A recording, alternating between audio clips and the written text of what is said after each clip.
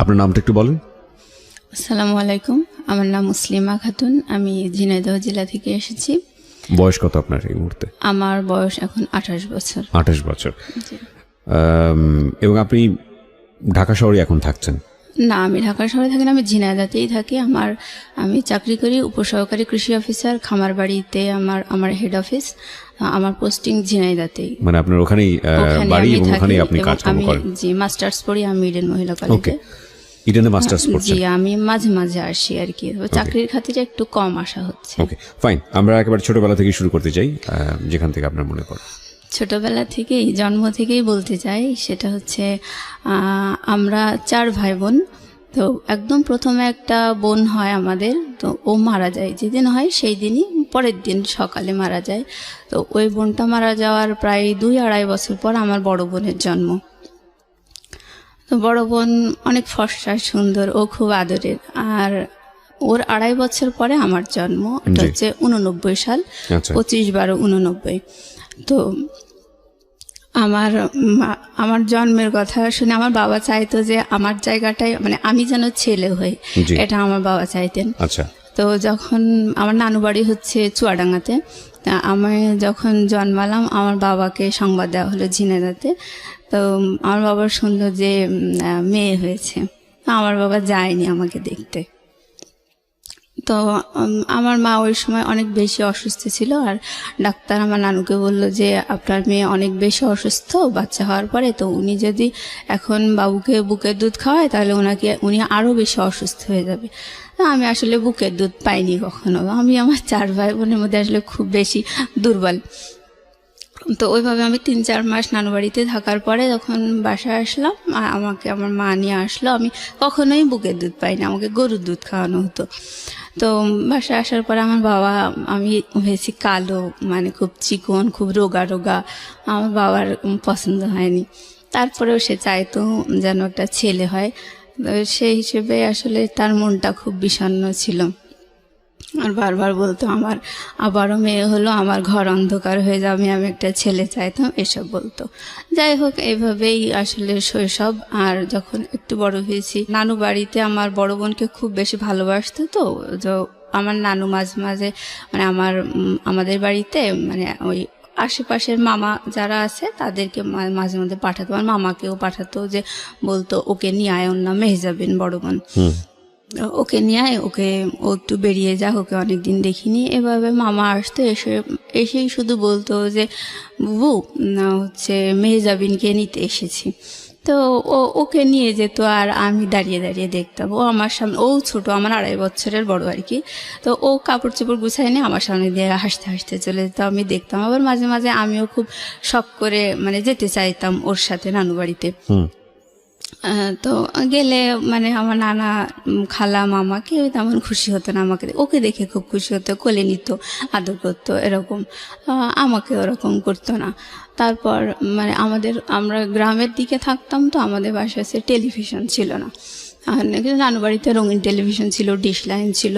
তো ওরা আমার খালামণি হচ্ছে আমার মামাতো বোনদেরকে নিয়ে, ওকে নিয়ে মানে টেলিভিশন দেখতো, কার্টুন দেখতো, হিন্দি ছবিতে নাচ গান এসব দেখতো। তো আমার মামাতো বোন টোন, ভাই, আমার বোন সবাই একসাথে নিয়ে, কিন্তু আমাকে ডাকতো না আমার ছোটো খালা।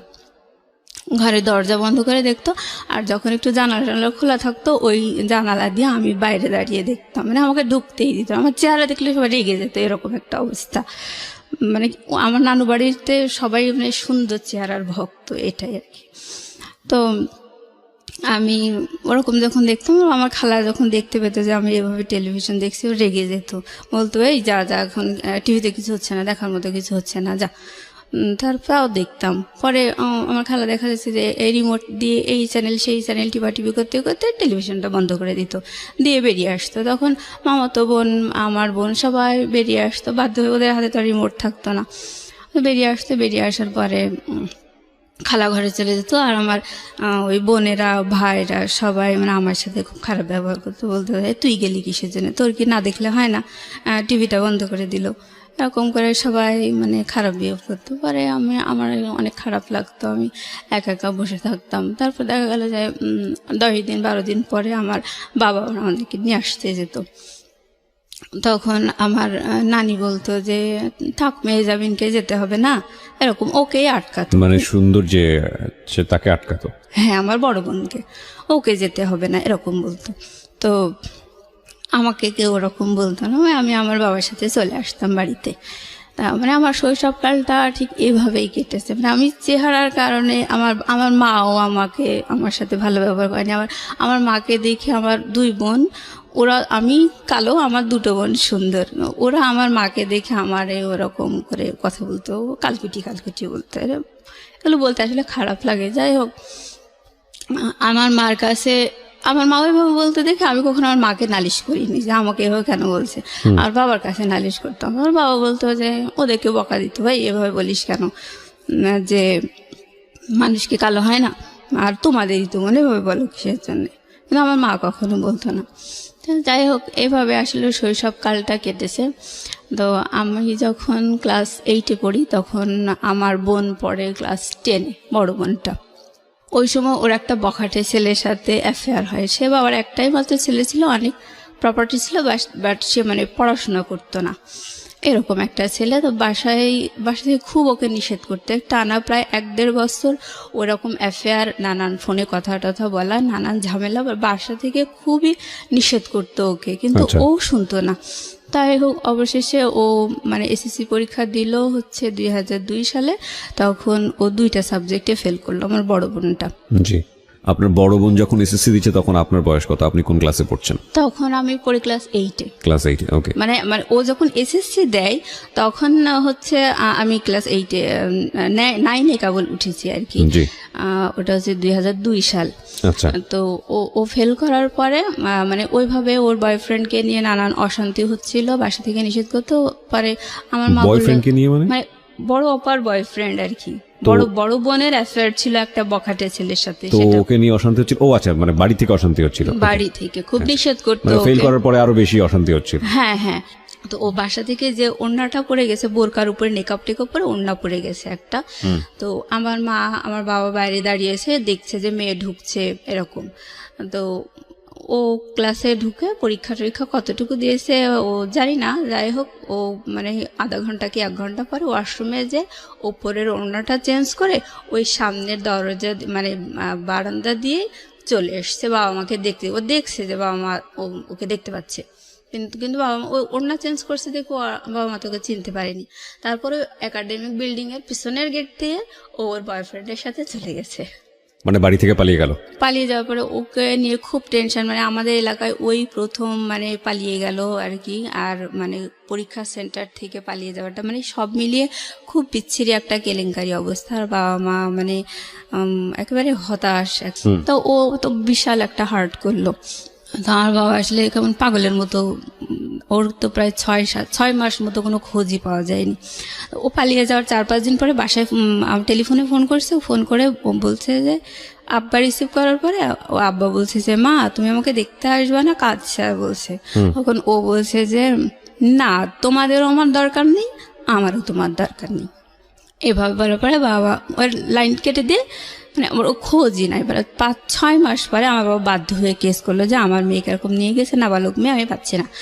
তারপর ওরা কেস করার পরে পুলিশের যে নানান হ্যারাসমেন্ট এগুলো ওরা শিকার হলে এগুলো পরে ওদেরকে পাওয়া গেল, ওরা আসলো আর কি। তখন আমার বাবা মেনে নিল, ওকে মেনে নিল। হ্যাঁ, মানে জামাই সহ মেনে নিল। হ্যাঁ, জামাই সহ মেনে নিল। তো যখন ওকে মেনে নিল, ও বাসায় আসলো, তখন ও 4 মাসের প্রেগনেন্ট। তখন ওর বেবি হলো 2004 সালে, আর ওকে ক্লাস 9-এ ভর্তি করে দিয়ে হলো 2005 সালে। ওই টিচারদেরকে বলে যে যাই হোক ভুল টুল করেছে, আপনারা আবার একটু শুরু করার ব্যবস্থা করেন। তো ওকে 9-এ ভর্তি করে দিল, ওর বেবিটা তখন বসতে শিখেছে। আর ওই 2005 সালে আমি এসএসসি ক্যান্ডিডেট।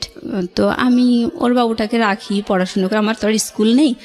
ও যেত স্কুলে আর পড়াশোনা করতো। যাই হোক, এইভাবেই ও এসএসসি পাশ করলো। তারপর এসএসসি পাশ করার পর ওর হাজব্যান্ড বিদেশে গেল, আমার বাবাই খরচ করে বিদেশে পাঠায়। মানে ওদের সাথে আসলে আত্মীয়তা হয় না, কিন্তু তারপরেও মেনে নিয়েছে, কি করা যাবে। এই ফাঁকে 2 বছর ছিল ওর হাজব্যান্ড বিদেশে, ও এই ফাঁকে ইন্টারমিডিয়েটটা পাশ করলো। আচ্ছা, পাশ করার পরে ইডেন মহিলা কলেজে অ্যাডমিশন দিল। ও হচ্ছে ইকোনমিক্সে চান্স পেল। চান্স পাওয়ার পরে ও যখন মানে স্কুলে থাকতে প্রাইভেট পড়তো, তখন ওর সাথে আরও কয়েকটা ওর ফ্রেন্ডও প্রাইভেট পড়তো। আমরা সবাই গার্লস স্কুলে পড়ছি, বাট বয়েজ স্কুলটা পাশেই ছিল। বয়েজ স্কুলের কিছু ফ্রেন্ড ওর সাথে প্রাইভেট পড়তো। ওখানে একটা ছেলে, ওরই ক্লাসমেট, ওকে খুব পছন্দ করতো ওই সময়, যখন ওরা হাজব্যান্ডের সাথে ওর অ্যাফেয়ার ছিল। তো ওই ইডেনে চান্স পাওয়ার পরে ওই ভাইয়াটা বললো যে দেখ, সেই সময় আমি তোকে খুব পছন্দ করতাম, তোকে এখনও আমি পছন্দ করি। এটা বলার পরে ও দেখলো যে না, আসলে ও একটু বল পেলো। হ্যাঁ, আর ইডেন কলেজে চান্স পাওয়ার পরে ও দেখলো তো এটা একটা অন্যরকম জগৎ। ও একদম গ্রাম লেভেলে বিয়ে করছিল, মানে তখন আর ওর ফ্রেন্ডটা এরকম বললো যে আমি তোকে এখনও পছন্দ করি। তখন ও একটু মানে ভরসা পেল। তারপর ওর হাজব্যান্ডকে ডিভোর্স দিয়ে দিল। দেওয়ার পরে মানে ওই ভাইয়াটার সাথে ওর রিলেশন শুরু। এই পর্যন্ত আমি ওর গল্পটা থামাতে যাচ্ছি। তারপর আমি আমার গল্প বলছি। আমি 2005 সালে এসএসসি পাশ করার পরে আমার বাবা আমাকে খুলনাতে কৃষি ডিপ্লোমা ভর্তি করে দিল। জি। তো আমি আমার বোন যখন পালিয়ে গিয়ে বিয়ে করছিল, তখনই আমি মানে বাবা মায়ের এরকম মানসিক অবস্থা দেখে খুব চারিদিকে মান সম্মানের একটা বিচ্ছিরি হ্যারাস, এই কারণে আমি মানে খুব ডিটারমাইন্ড হয়েছিলাম ওই সময় যে আমি কখনো পালিয়ে গিয়ে বিয়ে করব না, প্রেম করব না। এই আমার বাবা মাই আমাকে আশীর্বাদ করে ভালো ছেলে দেখে বিয়ে দেবে, এরকম একটা ইচ্ছে ছিল। তো আমি যখন ডিপ্লোমা সেকেন্ড ইয়ারে পড়ি, তখন আমার বাবা আমাকে একটা বিয়ে ঠিক করেছিল। সেই ছেলেটা ঢাকাতেই ছিল, সেটা মিডিয়াতে এটিএনে মানে আর কি চাকরি করতো, প্লাস দু একটা ওই নাটক নির্মাণ করতে, এরকম একটা। তো সেই ছেলেটা আমাকে দেখে পছন্দ করছিল, বাট তার পরিবার আমাকে পছন্দ করেনি। এই তো এখানে আর হলো না। আমার মায়ের একটা স্বভাব আমি বলতে চাই যে উনি খুব আগাম গল্প করা পছন্দ করে, আগে আগে গল্প করে, আর সে কখনো নিজের দোষগুলো ধরে না। আর যখন মানে আমি জাস্ট বলছি, এগুলো আমার নিন্দা বলছি না, আমি সারা জীবন এরকমই দেখে আসছি। তো কখনো নিজের দোষ ধরে না। ইভেন যদি তার নিজের দোষ ধরা হয়, তখন সে এতটাই আগুন হয়ে যায় যে মানে উল্টা সে আরো বদনাম দেয়, মানে মিথ্যা একটা বদনাম দিয়ে থামানোর চেষ্টা করবে, এইভাবে এরকম। আর আমার বাবা হচ্ছে কি, উনি খুব কেয়ারলেস সংসারের প্রতি। সে বাইরে মানে অন্যদের কাছে সে উদার হওয়া পছন্দ করে, সম্মানিত হওয়া পছন্দ করে, বাট সে পরিবারের প্রতি খুব কেয়ারলেস, এরকম। তো আমার বাবা যখন আমার ওই বিয়েটা ঠিক করলো, তখন আমাকে থার্ড ইয়ারে আমি পড়ি, প্রায় থার্ড ইয়ারেই উঠেছি ওই সময়। তো আমার বাবা আমাকে টাকা দিয়ে আসতে গেছে, হোস্টেল খরচ দিয়ে আসার সময় আমার বাবা বলছে যে তোমার থার্ড ইয়ার মানে 6th সেমিস্টারে উঠবো আমি ওই সময়। আমার বাবা বলছে তোমার 6th সেমিস্টারে ওঠার আগ দিয়ে যদি বিয়ে হয়ে যেত তাহলে খুব ভালো হতো। আমি বলছি কেন? বলছে যে তাহলে টাকাটা ওই তারেক দিত, মানে আমার যে ছেলের সাথে বিয়ে ঠিক হয়েছে ওই ছেলেটার নাম হচ্ছে তারেক। এখন বলছে তাহলে ও তোমার ভর্তি খরচটাও তারেক দিত। মানে আমার বাবা সবসময় চাই যে অন্যরা কষ্ট করুক, যাই করুক, কোনোভাবে কাজটা কমপ্লিট হয়ে যাক, আমি ঝামেলামুক্ত হয়ে যাই, এরকম একটা মেন্টালিটি। বদনাম না, আমরা সব ভাই বোনই এরকমই দেখে আসছি। যাই হোক, বড় বোনকে বেশি ভালোবাসতো, ওর প্রতি একটু যাই হোক। আচ্ছা, আমি এখন বলছি যে আমি আমার বাবাকে বললাম যে তুমি তাহলে ওই কথা কেন বলছো, সেমিস্টার ফি অনলি 2500 টাকা, আর তুমি বিয়ের অ্যারেঞ্জ তো অনেক বেশি হয়, তো তুমি এই কথা কেন বলছো? 2500 টাকা তুমি দিতে পারবে না, এটা কি? আমার বাবা কোনো কথা বললো না, আমাকে টাকা দিয়ে বাসায় চলে গেল। তো আমার যখন বিয়েটা ঠিক হয়েছে, অলরেডি আমার সাথে তার দেখা হয়নি, কিন্তু আমার বোন, আমার ভাই তাকে দেখে এসছে। মানে ছেলেটা আমার জীবনে একটা ইয়াং ছেলে চেহারা, এত মানে একটা হাড্ডি সার, হ্যাঁ, আর চুলগুলা বড় বড় এরকম, মানে আমি একেবারে চুজেবল না। তো বয়সও অনেক।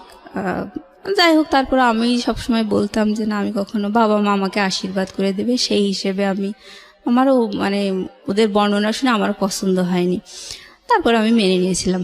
তো যাই হোক, আমার মা মানে আমার সাথে দেখা সাক্ষাৎ, আমার ওই পাত্রটার সাথে দেখা সাক্ষাৎ হওয়ার আগেই আমার মা আমাদের পাড়া প্রতিবেশী, আত্মীয় স্বজন সবার কাছে বলে বেরিয়েছে মেয়েকে মিডিয়ার একটা ডিরেক্টরের সাথে বিয়ে দিচ্ছি। এইভাবে বিশাল গল্প করে, মানে আমি কলেজেই আসি, আমি কিছুই জানি না। তারপর কিছুদিন পর আমার বাবা বলতেছে, তোমাকে তো ওই পাত্রপক্ষের থেকে দেখতে আসবে, তুমি বিয়ে তো হয়েই যাবে, তুমি তোমার লাগেজপত্র সব গুছাই নিয়ে প্রিন্সিপাল স্যারকে বলবা যে তোমার বিয়ে হয়ে যাবে, তুমি যে আমার বিয়ে হয়ে যাবে, আমি ঢাকায় ট্রান্সফার হয়ে যাব, আমার জন্য টিসি রেডি করবেন, এটা তোমার প্রিন্সিপালকে বলে তুমি জিনিসপত্র গুছাই নিয়ে চলে আসবা। তো এর মাঝে আমার ওই ছেলেটা আমাকে দেখতে এসেছে। দেখতে আসার পরে আমাকে দেখে বেশ পছন্দ হয়েছে তার। তো আমার বান্ধবীদেরকে আমারও পছন্দ, মানে সে আমাকে পছন্দ করছে, বাট তাকে দেখে আমার মোটেও পছন্দ হয়নি, আমার বান্ধবীদেরও পছন্দ হয়নি। এই তোরে কি ঠিক করছে, বাদ দে, এরকম বললো। তারপর আমি বলছি, না রে, বাবা মা ঠিক করেছে, তা থাক, সব তো আর চেহারার মধ্যে নেই, ভালো মন মানসিকতা থাকতেই পারে। আমি আর কিছু বললাম না। তারপর প্রিন্সিপাল স্যারকে ওইভাবে বলে আমি বাসায় চলে আসছি। তো বাসায় যখন আসার পরে আশেপাশে লোকজন বলছে, আর কয়দিনই বা 2 দিন বাদে তো শ্বশুর বাড়িতে চলে যাবে, এরকম করে বলতেছে। এবং আমি খুব হতবাক, না আমার সাথে এখন তো কিছুই হয়নি, তাই এত লোকে জানে বিষয়টা, খুব অবাক লেগেছে। তারপর আমি চলে আসলাম। বাসায় আসার পরে ওই পাত্রপক্ষের বাবা মা ওরা দেখতে আসলো। আসার পরে কিছু বললো না, বাড়িতে যে বললো যে মেয়ে দেখে পছন্দ হয়নি, এরকম। যাই হোক, ওই পার্টটা চুকে গেল। বিয়ে যেহেতু হলো না, আমি আবার পরে প্রিন্সিপাল স্যারকে ফোন দিয়ে বললাম যে স্যার এরকম আমি কলেজে আসতে চাচ্ছি। তো তখন প্রিন্সিপাল স্যার আসলে ওই মুহূর্তে একটু অন্য টেনশনে ছিল, হয়তো একটু মনটা খারাপ ছিল। তখন আমার বলছি, দেখো বাবু, তুমি আমাকে বলেছিলে টিসি রেডি করতে, আমি তো ওইটা নিয়েই আসি, তোমার জন্য আমি টিসি রেডি করছি, যাই হোক তুমি আমার ফোন দিও না। মানে ওই সময় অন্য কারণে টেনশনে ছিল, আমার সাথে ভালো বিহেভ করেনি। এবার আমি আমার বাবাকে বলছি, মাকে বলছি, স্যার থেকে কথা বললো, এখন কি করা যায়? তখন আমার মা আমার বাবা দুজন মিলে আমাকে ওই লাগেজপত্র সব নিয়ে আবার আমাকে কলেজে রেখে আসলাম। প্রিন্সিপাল স্যারকে সব ঘটনা খুলে বললো, মানে মিথ্যা বললো যে ওরা প্রাইভেট কার দাবি করেছে দেখে আমি মেয়েকে দেইনি, আমার চেহারা দেখে পছন্দ হয়নি, এটা বলে নাই আর কি। মানে আপনার চেহারা দেখে পছন্দ করেনি? না না, যে ছেলেকে আপনি পছন্দ করলেন না, সেই ছেলে আপনার চেহারা দেখে পছন্দ করলো না? হ্যাঁ হ্যাঁ হ্যাঁ। ওকে, ছেলেটা ছেলেটা আমাকে পছন্দ করেছে, ছেলেটার পরিবার আমাকে পছন্দ করেছে, ছেলেটার পরিবার আপনাকে পছন্দ করেনি। আচ্ছা, তো ওই পার্ট চুকে গেল আমার। তো আমি ফাইনাল ইয়ারে যখন, তখন আমার বাবা আরো একটা বিয়ে ঠিক করলো। তো ওই ছেলেটা ছিল এসএসসি পাস করে মানে প্রাইভেট পলিটেকনিক থেকে ডিপ্লোমা একটা সেমিস্টার পড়ে বাদ দিয়ে দিয়েছে পড়াশোনা, এরকম একটা ছেলের সাথে। তবে সেই ছেলেটা খুবই সুদর্শন, আমার গল্প শোনা আর কি, আমি দেখিনি। তো ওরকম একটা ছেলের সাথে আমার বাবা আমাকে বিয়ে দেওয়ার জন্য নানু বাড়িতে মতামত দিয়ে আমাকে নানু বাড়িতে নিয়ে গেল দেখানোর জন্য। পরে ওই ছেলের পরিবারও আমাকে দেখে পছন্দ করেনি। তো যাই হোক, ওইটাই শেষ। তারপর আমি ডিপ্লোমা শেষ করে আমি বাসায় চলে এসেছি, চাকরির জন্য পড়াশোনা করতেছি এরকম। এই যে আপনাকে দেখে দেখে পছন্দ করতো না, আপনার ভিতরে ফিলিংটা কি হতো? মানে খারাপ লাগতো না? মানে কনফিডেন্স কমে যেত না? খারাপ লাগতো বলতে কি, মানে আমি সব সময় চাইতাম আমার বাবা আমাকে অবশ্যই একটা ভালো শিক্ষিত একটা চাকরিজীবী ছেলে দেখে বিয়ে দেবে। মানে আমার বড় বোন যেমন একটা বখাটে ছেলের সাথে বিয়ে করেছে, ওরকম মানে বাবা মায়ের রুচিতে সাধারণত এরকমই হয়, ভালো ছেলে দেখেই তো বাবা মা বিয়ে দেয়। তো আমি যখন ডিপ্লোমা পড়তাম তখন কিন্তু আমি আমার ক্লাসমেট প্লাস আমার মানে আমার সিনিয়র যারা বড় ভাইটাই ছিল, মানে ওরকম সব মিলে আমি যদি প্রেম করতাম, আমার চেহারা দেখে আমি 30টারও বেশি প্রেম করতে পারতাম। মানে এরকম এতগুলো আমি প্রপোজাল পেয়েছি। বাট আমার সবসময় মানে ভালো লাগা ছিল সেটা হচ্ছে যে আমি কখনো আমার সম কোয়ালিটির ছেলে বিয়ে করব না, এটা একটা কথা। আর একটা হচ্ছে আমার বাবা মা দেবে এবং আমাকে ভালো শিক্ষিত এবং চাকরিজীবী ছেলে দেখে বিয়ে দেবে, যাতে সমাজে আর 10 জন বলে যে না জামাইটা ভালো হয়েছে, ওই আগের মতো ওরকম 3rd গ্রেডেড হয়নি, এরকম একটা আমার শখ ছিল। তো যাই হোক, আমার বাবা মা কিন্তু খুব লো কোয়ালিটির ছেলে দেখেই কিন্তু 2বার আমার বিয়ে ঠিক করেছে। একটা এসএসসি পাস আর একটা হচ্ছে ওই যে প্রডিউসার ছিল, উনি কিন্তু ওনার অনেক এজ ছিল, ওনার যে কোয়ালিফিকেশন কি কখন কত সালে এসএসসি এগুলো সে কিছুই বলতো না, মানে বয়সটা ধরা পড়ে যাবে দেখে। তো যাই হোক, ওনারটা জানা যায়নি, এই পার্টগুলো চুকে গেল। তো আমি ডিপ্লোমা শেষ করে বাসায় এসে, মানে ওই সময় যখন পড়তাম আর কি ডিপ্লোমা, তখন ফাইনাল ইয়ারের দিকে এসে আমার বেশ কয়েকটা বান্ধবীর বিয়ে হয়। তো ওরা অ্যারেঞ্জ ম্যারেজ, সব বাবা মাই দিয়েছে ওদের। তো ওদের হাজবেন্ডরা মানে শিক্ষিত ছিল, সবাই honours master masters pass, even তারা ভালো প্রাইভেট ফার্মে জব করতো এরকম। জি। তা আমার দেখে ভালোই লাগতো। তা আমি তখন ভাবতাম যে আমার বাবা মায়ের উপর আমি এতটা ডিপেন্ড করি, আর আমার জন্য কোন কোয়ালিটির ছেলে ঠিক করেছে। যদিও তারা আমাকে দেখে পছন্দ করেনি, তা আমাকে দেখে পছন্দ করেনি দেখেই মানে আমি রেহাই পেয়েছি। হ্যাঁ, মানে আমার বাবা মা কখনো আমাকে জিজ্ঞাসা করেনি যে তোমার কেমন ছেলে পছন্দ বা এই দুটো ঠিক করেছি, এগুলো তোমার ভালো লেগেছে না, এগুলো আমাকে কখনো জিজ্ঞেস করেনি। ওকে। তো আমার এরকম একটা খুব মনক্ষুণ্ণ ছিলাম আমি যে কেমন একটা ছেলে দেখলাম, আমার বান্ধবীদেরও তো বিয়ে হলো, তো এরকম নিয়ে আমার খুব মনটা খারাপ ছিল। ওইভাবে আমি বাসায় পড়াশোনা করি।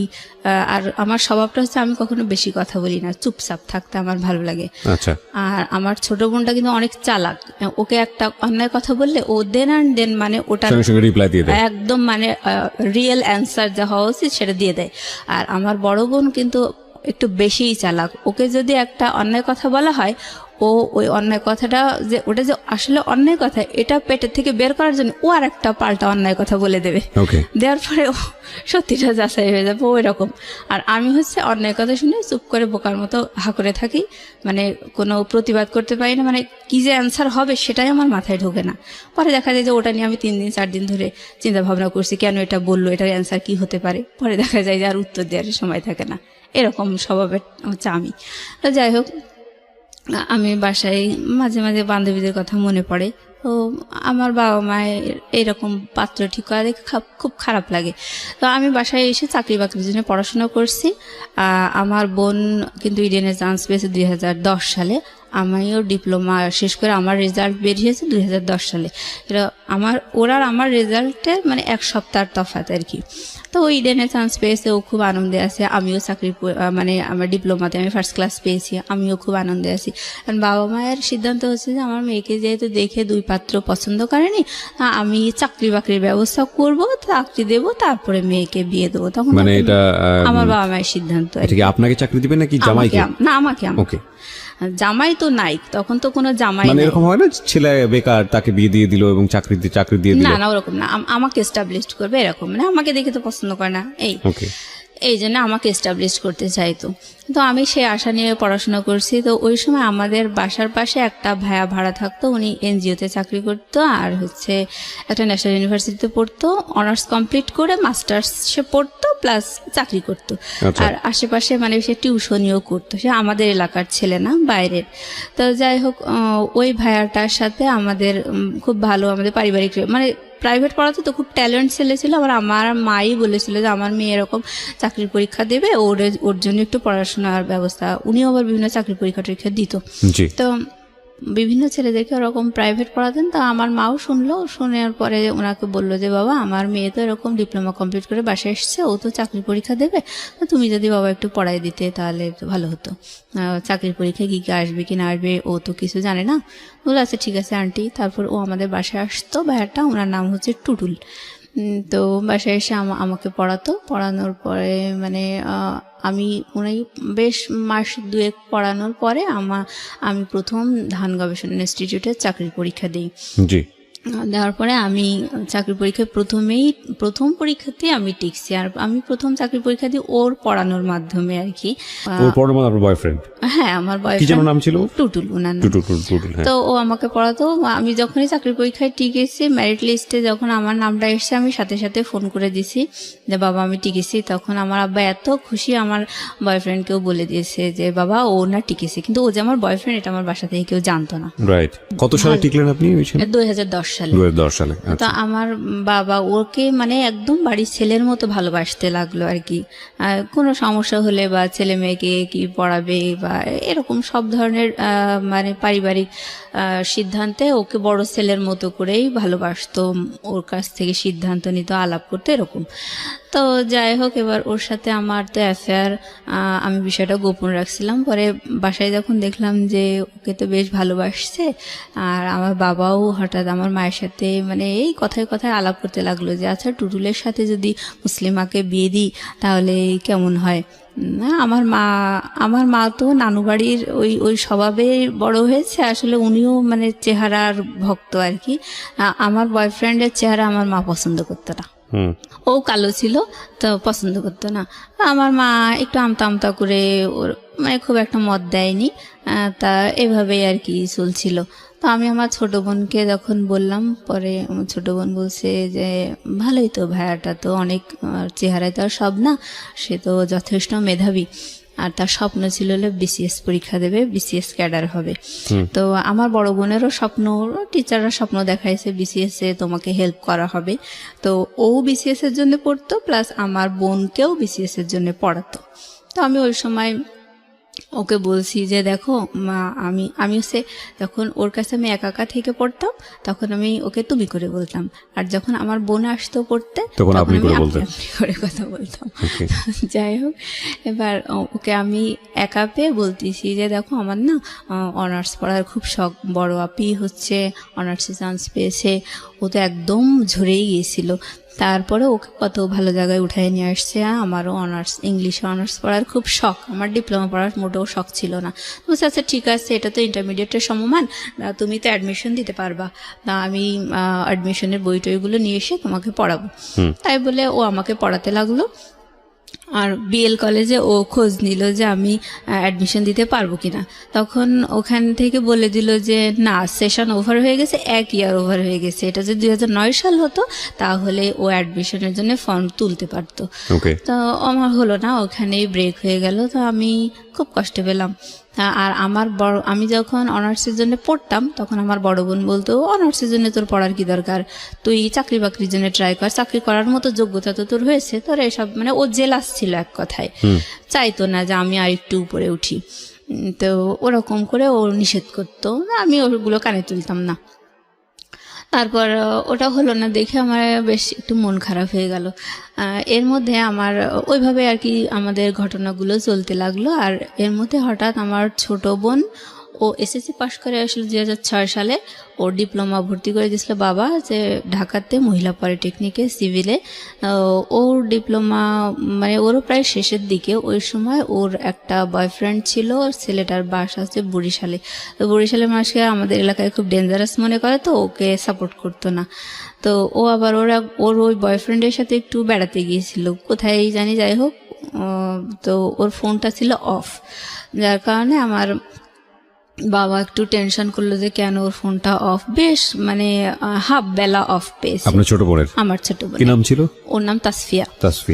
আর ওর বয়ফ্রেন্ডের নাম আমার মনে নেই। যাই হোক, তো ও তাসফিয়ার ফোন অফ দেখার কারণে আমার বাবা, ওর একটা ক্লাসমেট ছেলে, সে ওকে ফোন দিয়ে বললো বাবা তাসফিয়ার ফোনটা তো আমি অফ দেখছি, তো তুমি একটু দেখো তো, সেও ঢাকায় পড়তো, তুমি একটু দেখো তো ও কোথায় আছে, অফ দেখছি, আমার টেনশন লাগছে, আমার ছোট মেয়ে বাইরে পড়ে। যাই হোক, এবার ও জানতো যে ওর ওই বয়ফ্রেন্ডটা বরিশালের ছেলে, এগুলো ও জানতো। আর ও খুব জেলাস ছিল, হ্যাঁ, মানে ওর ওই ফ্রেন্ডটা ওকে পছন্দ করতো, কিন্তু ওর বরিশালের ছেলের সাথে অ্যাফেয়ার দেখে ওর একটু রাগ টাগ ছিল এরকম। তো ও দেখলো এটা একটা প্রতিশোধ নেওয়ার বেশ ভালো সময়। তো ও মানে আমার বোনকে কোনো খোঁজ খবর না নিয়ে ও ফোন ট্রাই করেছে, ফোনটা অফ দেখেছে ওর ওই ফ্রেন্ডটা। তারপর ও হচ্ছে আমাদের পাড়ায় কয়েকটা ওর পরিচিত, মানে ওর এই ফ্রেন্ডটার পরিচিত কয়েকটা মেয়েকে ফোন দিয়ে বলেছে যে তাসফিয়াকে না পাওয়া যাচ্ছে না, ও পালিয়ে গেছে, এরকম করে বলেছে। বলার পরে তখন পাড়া প্রতিবেশীরা মানে একটু মনক্ষুণ্ণ, মানে তারাও একটু ঠাট্টা করার সুযোগ পেল, বলতেছে ও ওনার 2 সুন্দরী মেয়ে তাহলে একই কাজ করলো, এরকম বলতেছে। বলার পরে এটা তো মানে খুব প্রেস্টিজের একটা বিষয় হয়ে গেল। তখন আমার মা খুব টেনশন করছিল। পরে আমার ভাই ওকে ফোনে ট্রাই করার পরে ওকে প্রায় সন্ধ্যার দিকে ওর ফোনটা মানে ওপেন পেয়েছে আমার ভাই। পাওয়ার পরে ওকে বললো যে জানিস তোর টেনশনে আম্মা হচ্ছে স্ট্রোক করেছে, এখন অবস্থা অনেক খারাপ, হার্টের খুব সমস্যা, মানে হার্ট হয়তো বাইপাস করা লাগতে পারে, তুই যেখানে আসিস তুই তাড়াতাড়ি চলে আয়। ওকে।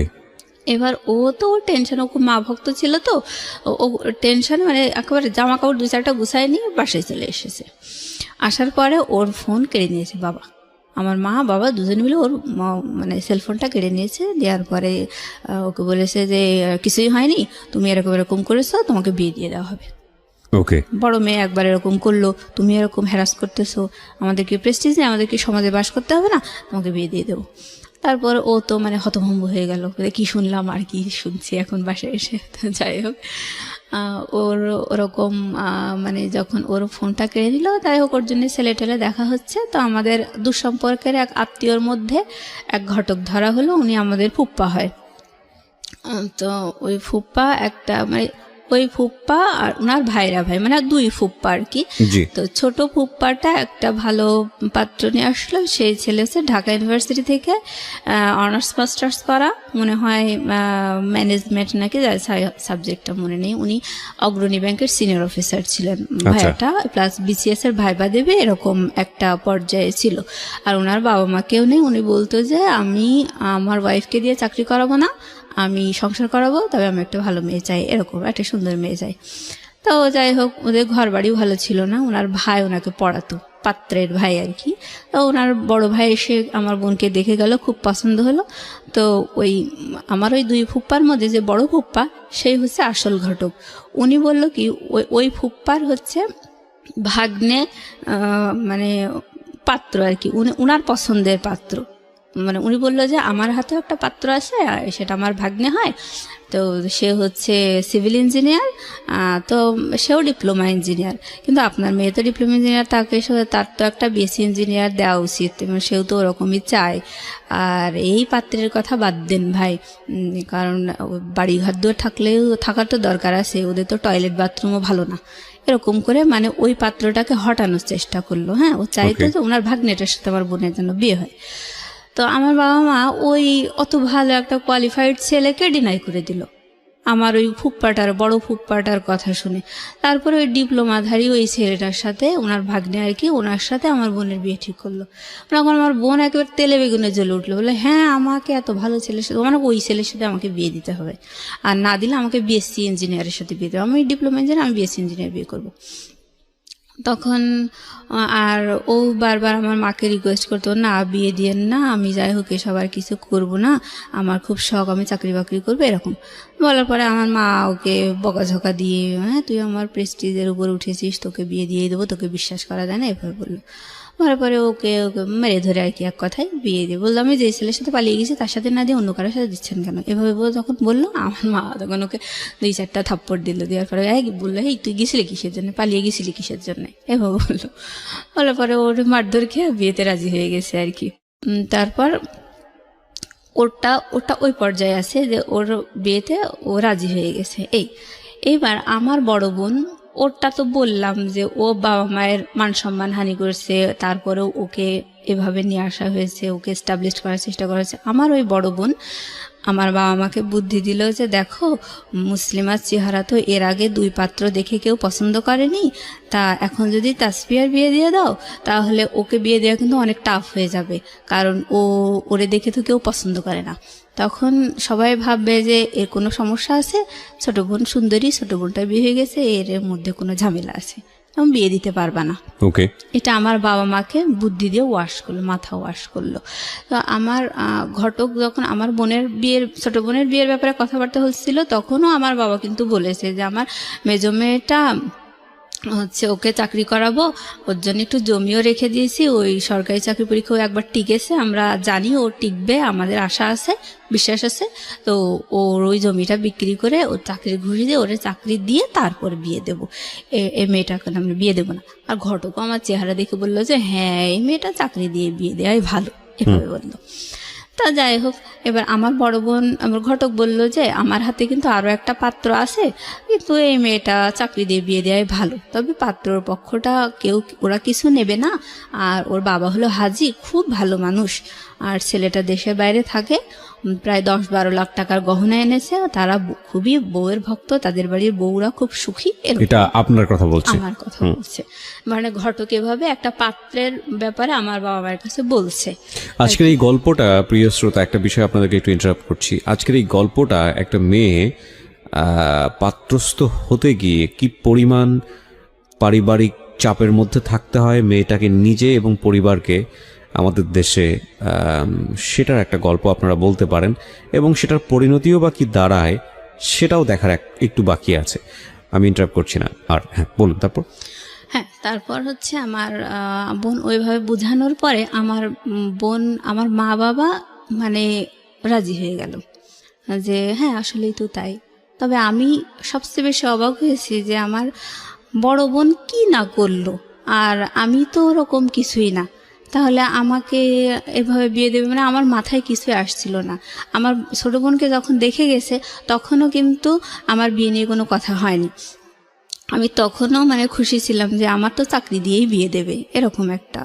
তো আমি অনেক খুশি ছিলাম। তো আমার বড় বোন যখন ওরকম করে বললো, বলার পর আমার বাবা মা রাজি হয়ে গেল। তো আমি বলছি না, তোমরা তো আমাকে চাকরি করাবা তারপরে বিয়ে দেবা, এখন এসব কী ধরনের কথাবার্তা। তা আমি বলছি এমনি তো আমার দেখে কেউ পছন্দ করে না, এসব বাদ দাও। তখন আমার মা বলছে পছন্দ করে না দেখে কি কেউ কি পছন্দ করবে না, কখনোই পছন্দ করবে, এটা কোনো কথা হলো? আর থাক বাবা, আমি তোমারে দোয়া করে দেবো, এরকম করে আমার মাথায় হাত দিয়ে বলতেছে আমার মা।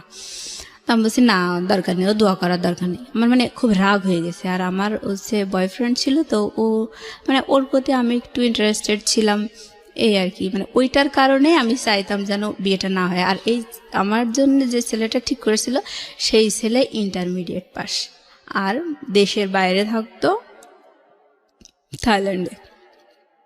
তো ওইখানে সেই ওই শ্রমিক ভিসায় যাওয়া আর কি, হাতুড়ি পিটানো, এই কোয়ালিটির একটা ছেলে, টাকা পয়সা আছে এই। তা আমার তো সবসময় আমার চাওয়াই ছিল শিক্ষিত চাকরিজীবী একটা ছেলে এরকম, আর আমিও চাকরি করব, এ ধরনের একটা ভালো লাগা, মানে একটা আমার বাবা মায় তোমার সেই আশাটা দিয়েছে, সেই হিসেবে আমি মানে নিজেকে তৈরি করে রেখেছিলাম। তো আমার যখন বাবা মায়ের ওই কথাগুলো শুনে আমার অনেক কষ্ট লাগলো, আর আমি প্রতিবাদ করতে লাগলাম যে না, আমি কখনো এই বিয়ে করব না। করার পর আমার বয়ফ্রেন্ডকে আমি বললাম দেখো আমার না এরকম করে বিয়ে ঠিক করেছে, আমারও বিয়ে ঠিক করেছে। তখন ও খুব অবাক হলো, বলছে তাই? তা ঠিক আছে, তাহলে তো তোমাদের বাসায় আর আসা যাবে না, যা হয় গোপনে তুমি আমারে বলো, হ্যাঁ আমি তোমারে সাজেশন দেবো। তাই বলে ও আর আমাদের বাসায় আসতো না। তো আমি ওকে আমার বড় ছোট বোনের মোবাইলটা কেড়ে নেওয়ার পরই আমার যখন বিয়ে নিয়ে কথা বলছে, সেই সময় আমি যে আপত্তি করছি তখন আমার মোবাইলটাও কেড়ে নিয়েছে আমার মা। তো আমি বলছি ও মা, আমার মোবাইল কেড়ে নিয়ে যাচ্ছ কিসের জন্যে? তো আমার মা কোনো কথা বললো না। না বলার পরে আমার হচ্ছে ওই মানে ক্যামেরা ফোন ছিল আর কি, তো ওইখানে আমি বলছি ঠিক আছে তাহলে সিমগুলো খুলে নাও, আর ওখানে তো মেমোরি আছে, আমি না বসে গান টান শুনবো, আমার এই ফোনটা দাও। তো সিমগুলো খুলে নিয়ে আমাকে মেমোরি সহ ফোনটা দিল। আর আমি আমার বয়ফ্রেন্ডকে বলছিলাম জানো এইভাবে না সব নিয়ে নিয়েছে। তখন ও তাড়াতাড়ি করে ওর মানি ব্যাগের ভিতর থেকে একটা ওই টেলিটক সিম বের করে আমারে দিয়েছে, দিয়ে বলছে যে যা হয় গোপনে আমারে জানাবা। তা আমি ওইভাবে মানে বাসায় গিয়ে কী হচ্ছে আমি ওকে জানাচ্ছি। জানানোর পরে ও বলছে যে ওই পাত্র যে ছেলের সাথে তোমার বিয়ে ঠিক করেছে ওই বিদেশের ওই ছেলের নাম্বারটা আমাকে দাও। এবার আমি দিলাম, দেওয়ার পরে ও ওই ছেলেকে বারবার ফোন করতো। ফোন করার পরে এখানে তো আমি তো স্বীকার করতে পারছি না যে আমার বয়ফ্রেন্ড আছে, ছেলে পক্ষকে তুমি বলতে পারছি না। তা আমি মানে খুব আমার আসলে একটা অস্বস্তিকর অবস্থার মধ্যে আমি আছি। মানে আমার বয়ফ্রেন্ডও আমাকে ভুল বুঝতেছে, বলছে ও অনেক টাকার গন্ধ শুনেছো, অনেক টাকার গল্প পেয়ে তুমিও দেখি আমার সাথে অভিনয় করা শুরু করছো, মানে ও আমাকে ভুল বুঝতেছে। হ্যাঁ, বলছে দেখো আমি তোমাকে ভুল যদি বুঝি বা তোমার প্রতি যদি আমার ভালো লাগা না থাকে তাহলে তো তোমাকে আমি বলতাম না যে আমারও বিয়ে ঠিক হয়েছে, তুমি এরকম করতেছো কিসের জন্য? মানে ও আমার বয়ফ্রেন্ডও খুব একটা পরিষ্কার মনের ছেলে ছিল না, বলে আস্তে আস্তে গল্পের মাঝে বোঝা যাবে। তো যাই হোক আমি ওকে যখন বললাম ও বলছে যে আমি যা যা তোমাকে ডিরেকশন দেবো তুমি ঠিক তাই তাই করবা। এবার ও বলতো যে এবার আমাকে আমার ওই মানে পাত্রপক্ষ দেখতে আসছে, ছেলের বাবা আমাকে দেখতে এসছে, দেখতে আসার পর আমাকে দেখে খুব পছন্দ হয়েছে। পছন্দ হওয়ার পরে এবার মানে ছেলেটা বলছে যে আমার বাবার যেহেতু পছন্দ হয়েছে সুতরাং আমি মেনে নেব, আমার বাবার পছন্দ আমার পছন্দ। এই বলার পরে মানে তখন আমার মা বাবা মানে আহামরি খুশি যে আমাকে দেখে এই প্রথম একটা পাত্র পছন্দ করলো। কিন্তু পাত্রটার কোয়ালিটিটা কি, আমার কথা হচ্ছে ওইটাই, যে আমি সবসময় বলতাম যে আমার জন্য অন্তত একটা ভালো কোয়ালিটির ছেলে ঠিক করো, তারপরে সে যদি আমাকে দেখে পছন্দ না করে তখন না হয় আমি নিচের দিকে তাকাবো। তো এখন তোমরা তো শুরুতেই একেবারে রুট লেভেলের দিকে, তাই এসএসসি পাস, ইন্টারমিডিয়েট পাস, ওই বিদেশে যে হাতুড়ি পিটানো এসব কি। তো আমার মা আসলে আমার চেহারা নিয়ে তখনও মানে খুব নেগলেক্ট করে কথা বলতে লাগলো, ভাই বোন সবাই, আমি বিয়েতে মোটেই রাজি না। তো আমাকে যখন আমার মানে পাত্রের বাবা দেখে পছন্দ করলো, আমি আমার বয়ফ্রেন্ডকে বললাম দেখো আমাকে দেখে না পছন্দ করেছে। এখন তো মানে আমার কি ভালো লাগে কি না লাগে এটা তো আমার বাড়ি থেকে কেউ শুনতে চাচ্ছে না, মানে ওরা মনে করছে এটা পরম সৌভাগ্য। আর মানে এতগুলো চেষ্টার পরে যদি এরকম একটা সম্বন্ধ হয়ে যায় শেষ পর্যন্ত, সেটা আসলে সৌভাগ্যই ফ্যামিলির জন্য। হ্যাঁ হ্যাঁ, কিন্তু মানে আমার ফ্যামিলি কখনোই কিন্তু আমার চাওয়া পাওয়াগুলো শোনেইনি, মানে মূল্যায়নই জি, করেনি, আমরা সেটা জানতেই বুঝতেই পারছি। চায়নি। ধারাবাহিকভাবে যাই একটু সামনের দিকে। তারপর তো এইটাও তো বয়ফ্রেন্ডকে বললেন, টুটুলকে বললেন। হ্যাঁ, টুটুলকে বলার পরে ও বলতেছে যে ঠিক আছে, যা যা হয় তুমি আমারে জানাও। এবার হচ্ছে আমি বলছি যে ঠিক আছে, আচ্ছা আমি তোমারে জানানোর চেষ্টা করব বলে আমি আমাদের বাসা থেকে মানে একটা বাড়ি থেকে দুধ নিয়ে আসতো। হ্যাঁ, তো আমি যাইতাম ওই দুধ নিয়ে আসার জন্য, মানে রেগুলার নিত আর কি। তো ওই ফাঁকে আমি একটা গোপন জায়গায় মানে একটু ঝোপঝাড় দেখে এরকম দেখে দাঁড়ায় ওই ওর যে সিমটা আমাকে দিয়ে গেছিলো ওই সিমটা ওপেন করে একটু কথা বলতাম যে বাড়িতে এই সমস্যা হচ্ছে, তুমি কিন্তু ভুলেও ওই ছেলেকে ফোন করবা না, মানে ওটা আমার উপরেই চাপ আসতেছে, তো তুমি যেন ভুলেও ফোন দিও না। কিন্তু ও বারবার ফোন দেয় আর বলে যে মেয়ের সাথে আপনার বিয়ে ঠিক হয়েছে, ওই মেয়ের কাছ থেকে সরে যান, এই সে এরকম বলে। বলার পরে ওই ছেলেটা আবার আমার মানে ঘটককে জানাই দেয়, ঘটক আবার আমাদেরকে বলে দেয় এরকম ডিস্টার্ব হচ্ছে, কে সেই ছেলেটা? তখন আমার বাবা মা বলে যে না আসলে এই 10টা শত্রুর মধ্যে বসবাস করি, এরকম হয়তো কেউ শত্রুতা করছে। এই তো ছেলেটা কে ছিল? ছেলেটা মানে মানে যে ইনফর্ম করতো আপনার সম্পর্কে? ওটা আমার বয়ফ্রেন্ড আর কি। মানে টুটুলি তো ছিল? হ্যাঁ, টুটুলি ছিল। এটা করে যাতে করে ভাঙা যায় আর কি বিয়েটা। কিন্তু ও ওরকম করে বলতো, বলার পরে আমি বারবার বলছি যে দেখো আমার কিন্তু এঙ্গেজমেন্ট করাতে চাচ্ছে ছেলেটা, দেশের বাইরে আছে, সে 6-7 মাস পরে দেশে আসবে, তারপর বিয়ে হবে, আমার তো এঙ্গেজমেন্ট করাতে চাচ্ছে, তো তুমি এত ব্যস্ত হচ্ছে কিসের জন্য? আচ্ছা, তা ওর মাথায় কাজ করে না। যাই হোক, ছেলের বাবা দেখে পছন্দ করে মানে আমার বিয়ের জন্য কথাবার্তা চলছে, তখন তো আমার ভেতরে মানে আগুন ধরে গেছে যে আমার তো তাহলে আমার পছন্দগুলো তো কেউ মূল্যায়ন করবেই না, জিজ্ঞেসই করে না। হ্যাঁ, তা তখন ছেলেপক্ষ বলেছিল যে মেয়ে কি চায়, মেয়ে চাকরি করতে চায়, মেয়ে পড়াশোনা করতে চায়, মেয়ের চাকরি পরীক্ষার জন্যে তার এই মানে কোচিং টোচিং করাতে হবে, সব কিছু আমরা করাবো। ছেলে বলতেছে যে আমার বাবা যেহেতু পছন্দ করছে সুতরাং সব আমি করবো, কোনো অসুবিধা নেই, এমনকি এই বিদেশে নিয়ে এসেও আমি তাকে পড়াতে রাজি আছি, এরকম করে বলল। আর ওই ঘটকটা হচ্ছে অনেক মিথ্যুক, মানে এই পাত্রপক্ষ নিয়ে বিশাল বিশাল গল্প দিল। আমার বাবা মা কোনো কিছু যাচাই করলো না, সব ওই ঘটকের কথা বিশ্বাস করেই আমার বিয়ের জন্য ফাইনাল কথা দিয়ে দিল যে হ্যাঁ আপনারা আসেন এঙ্গেজমেন্টের জন্য। ছেলেকে দেখেনি? না দেখেনি, ছেলেকে না দেখেই। তো আমি মানে বুঝুন যে কি বলবো, মানে যদি ওর কথা সত্যি হয়ে থাকে তাহলে ও পরিবারে কি আসলে বোঝা ছিল? একটা কথা আছে বাঙালি সংস্কৃতিতে, কন্যা দায়গ্রস্ত পিতা, এটা একটা মারাত্মক শব্দ।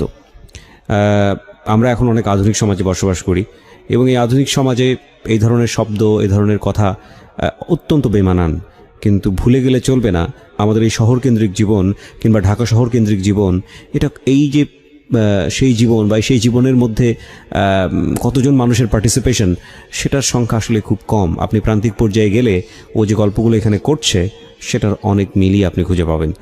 জি, তো যাই হোক, আমি মানে আমি চাইতাম যে ছেলেটাকে দেখতে, আর আমার নিজের গায়ের রং কালো দেখে আমার খুব শখ হতো আমার হাজব্যান্ডের যেন ফর্সা হয়, সুন্দর হয়, এরকম একটা শখ আমার ছিল। আমি বলছি যে আমার মাকে যে আচ্ছা আপনারা, আমাকে তো ছেলেপক্ষ দেখে গেল, পছন্দ করলো, তা আপনারা ছেলে দেখবেন না, আর আমি ছেলে না দেখে আমাকে বিয়ে দিয়ে দেবেন? তখন আমার মা মানে যেটা বললো আমি আসলে আমি কখনো বলতে পারবো না কথাটা। আমাকে আমার মা বলছে যে তোমার চেহারা দেখলে তো আর বিয়ে হবে না, এর মানে এটা আমার সারা জীবনের একটা বিশাল আঘাতের কথা।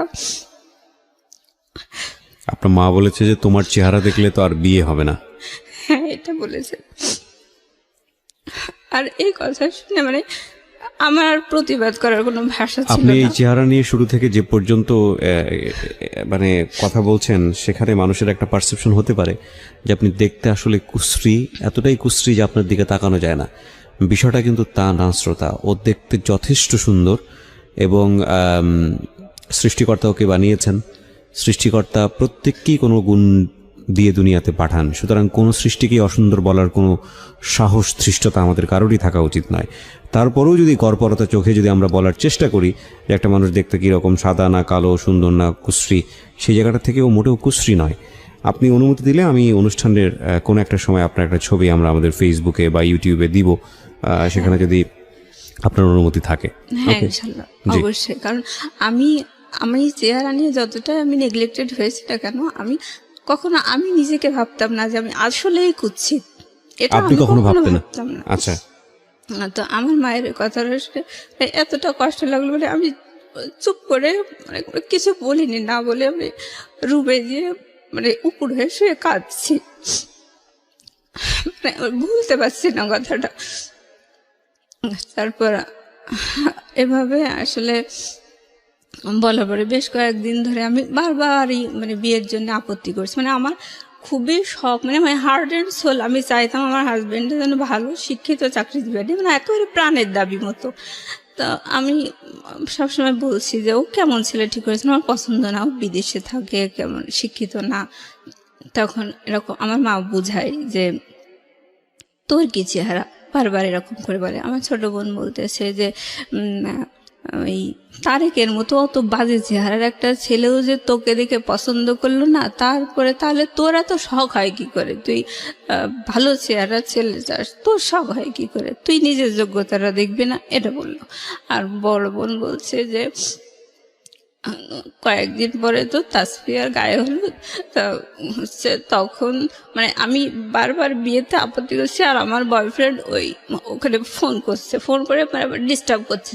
এক পর্যায়ে ওরা খুব রেগে যায়, রেগে যেয়ে বলছে যে না, মেয়ের নামে অনেক কথাবার্তা শুনছি, থাকে আবার আর এগোবো না, এরকম অবস্থা। তো সেই সময় আমার বাসা থেকে আমাকে মারধর করছে। আমার বাসাতে জানতো যে ও আমার বয়ফ্রেন্ড, হ্যাঁ, এগুলো অলরেডি জেনে গেছে। আমাকে মানে ওকেই দোষারোপ করতেছে আর আমাকে মারধর করতেছে। আর আমি ওকে বারবার বলছি তুমি যেন ভুলে ওকে ওখানে ফোন দিও না, বারবার আমার বাসায় প্রেশার আসতেছে। আর আমি তো বলছি যে আমার বিয়েটা হবে না, আমার তো এঙ্গেজমেন্ট করাবে, তাহলে তুমি এত বাড়াবাড়ি করতেছো কিসের জন্য? টুটুলকে বলছেন? তারপরে ও কথা শুনে না। তারপর আমি এরকম বলার পরে বাসা থেকে ওই আপত্তি করছি বারবার। আমি বলছি যে না, আমারে তো চাকরি করাবে, তা আমার যেটা জমি রেখে দিয়েছে, তাহলে আমি চাকরি করব, তারপর বিয়ে হবে। মানে আমার এক্সপেকটেশনের কোনো মূল্য নেই। আমার ভাই বলছে হ্যাঁ না, তোকে চাকরি দেওয়া হবে না, তোকে বিয়েই দেওয়া হবে। আর বাবা বলতেছে তোকে তো চাকরি দেব না, তোর জন্য জমি রাখছি, না তোর জমি বিক্রি করে তোরে চাকরি দেব না, তুই ওই হাজির বাড়িতে বউ হয়ে যাবি, ওখানে রান্না বান্না করবি, খাবি দাবি, তো তুই তোর চিন্তা বাদ, তুই ওইখানেই যাবি, তোর বিয়ে দিয়ে দেওয়া হবে। এক কথায় মানে খুব মানে ঝেড়ে ফেলে দেওয়ার মতো একটা আচরণ এরকম করে বলল। তো পাত্রপক্ষ বললো যে মেয়ের নামে এইসব উল্টোপাল্টা শুনছি, বাদ দেন না, আমি এইসবের মধ্যে আর নেই। তারপরে এসবের মধ্যে নেই মানে এইসবের মধ্যে মানে বয়ফ্রেন্ড বারবার ওকে ফোন টোন করতেছে, ঝামেলা করতেছে। তখন মনে করছে যে আমার বোধহয় আসলেই বয়ফ্রেন্ড আছে।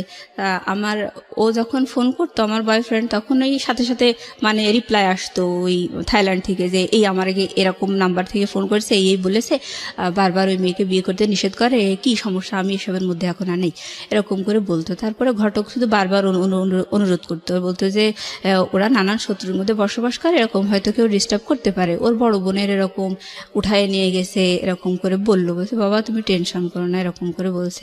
কিন্তু আমার বাড়ি থেকে সবাই বুঝতে পারছে যে টুটুল এরকম ঝামেলা করতেছে। তো আমি তো পরে ঘটক আমাকে ফোন দিয়ে বলছে যে দেখো এরকম সমস্যা হচ্ছে, তা বিষয়টা কি। তখন আমি ক্লিয়ার খুলে বলছি যে দেখেন আমার কি পছন্দ, আমার কি ভালো লাগে, এটা কিন্তু আপনারা কেউই শোনার প্রয়োজন মনে করেননি। আমি সবসময় চাই একটা ভালো শিক্ষিত চাকরিজীবী ছেলে হবে, এরকম।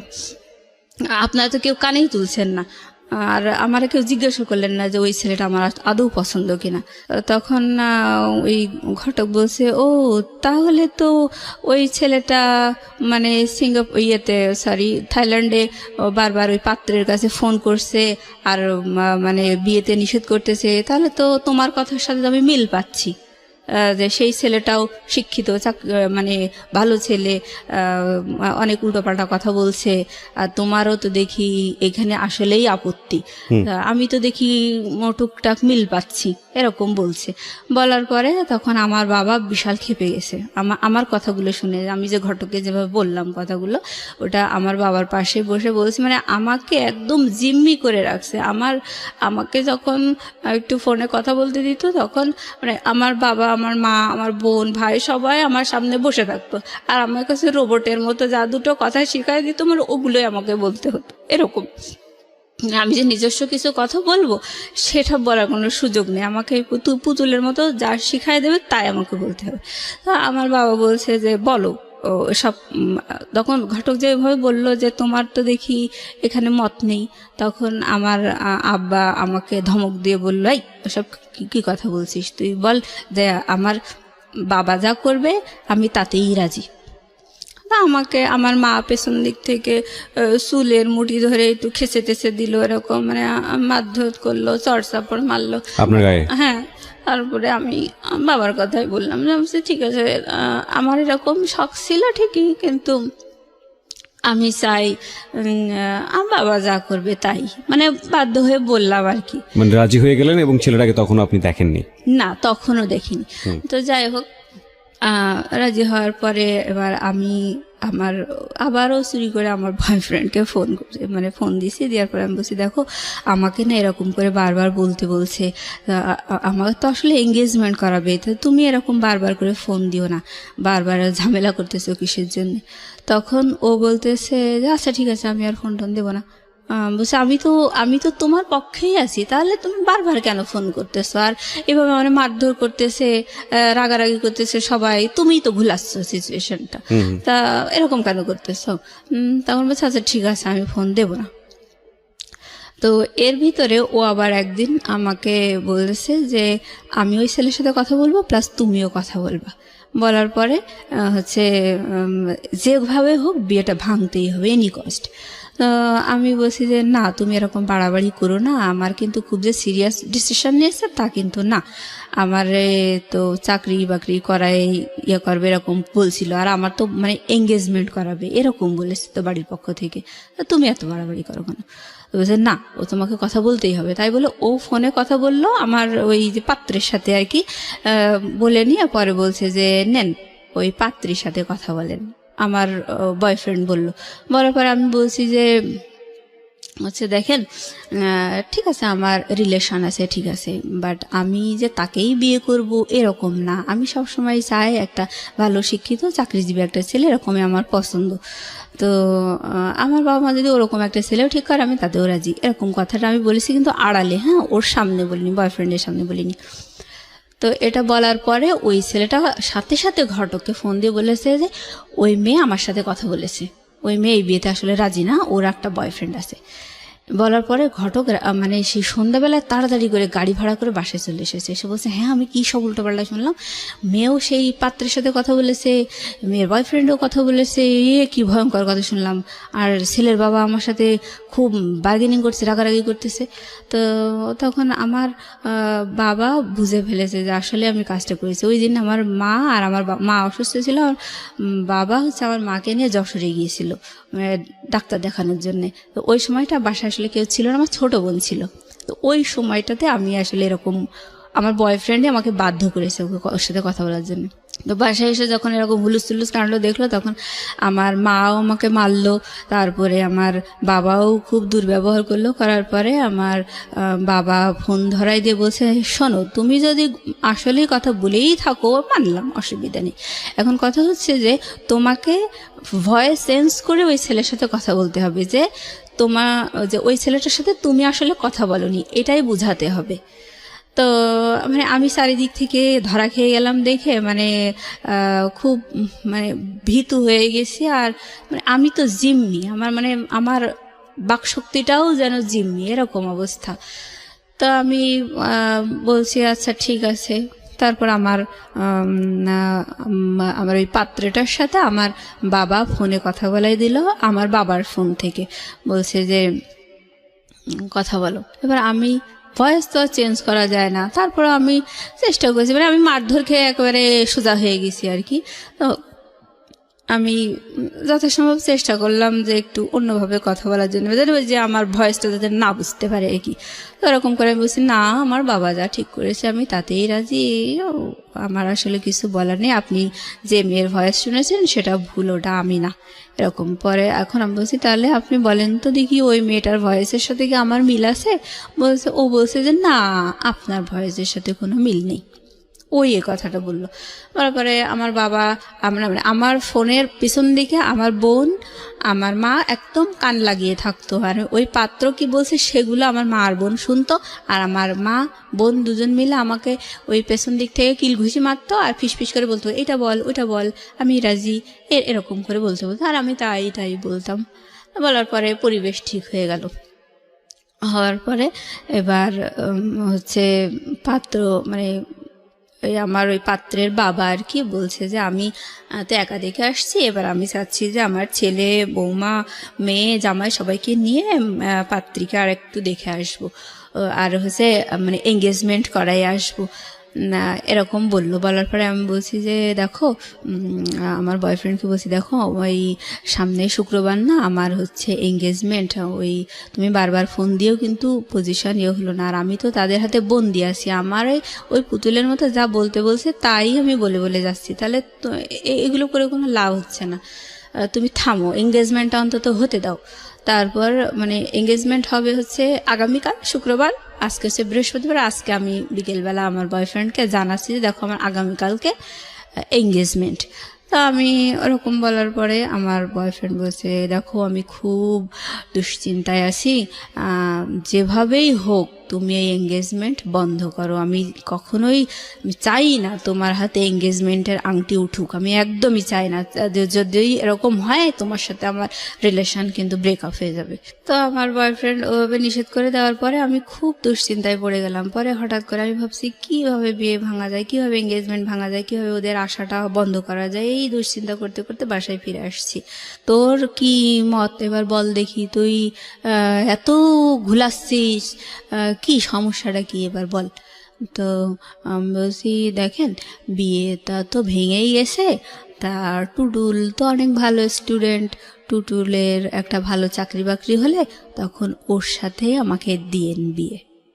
এই কথাটা আমি যখনই বলেছি, বলার পরে আমার মা সে চোখ বন্ধ করে উল্টো পাল্টা সারা গায়ে আমাকে বাড়ুন দিয়ে মারতে অনেক মারি চোটে বোধ হয় আমি সারা ঘরে আমি হিসু করে ফেলছি। হ্যাঁ, ওহো, কাপড় চোপড় নষ্ট হয়ে গেছে। আর আমার ভাই বারবার ঠেকাচ্ছে, বলছে থাক আর মারতে হবে না, মারতে হবে না।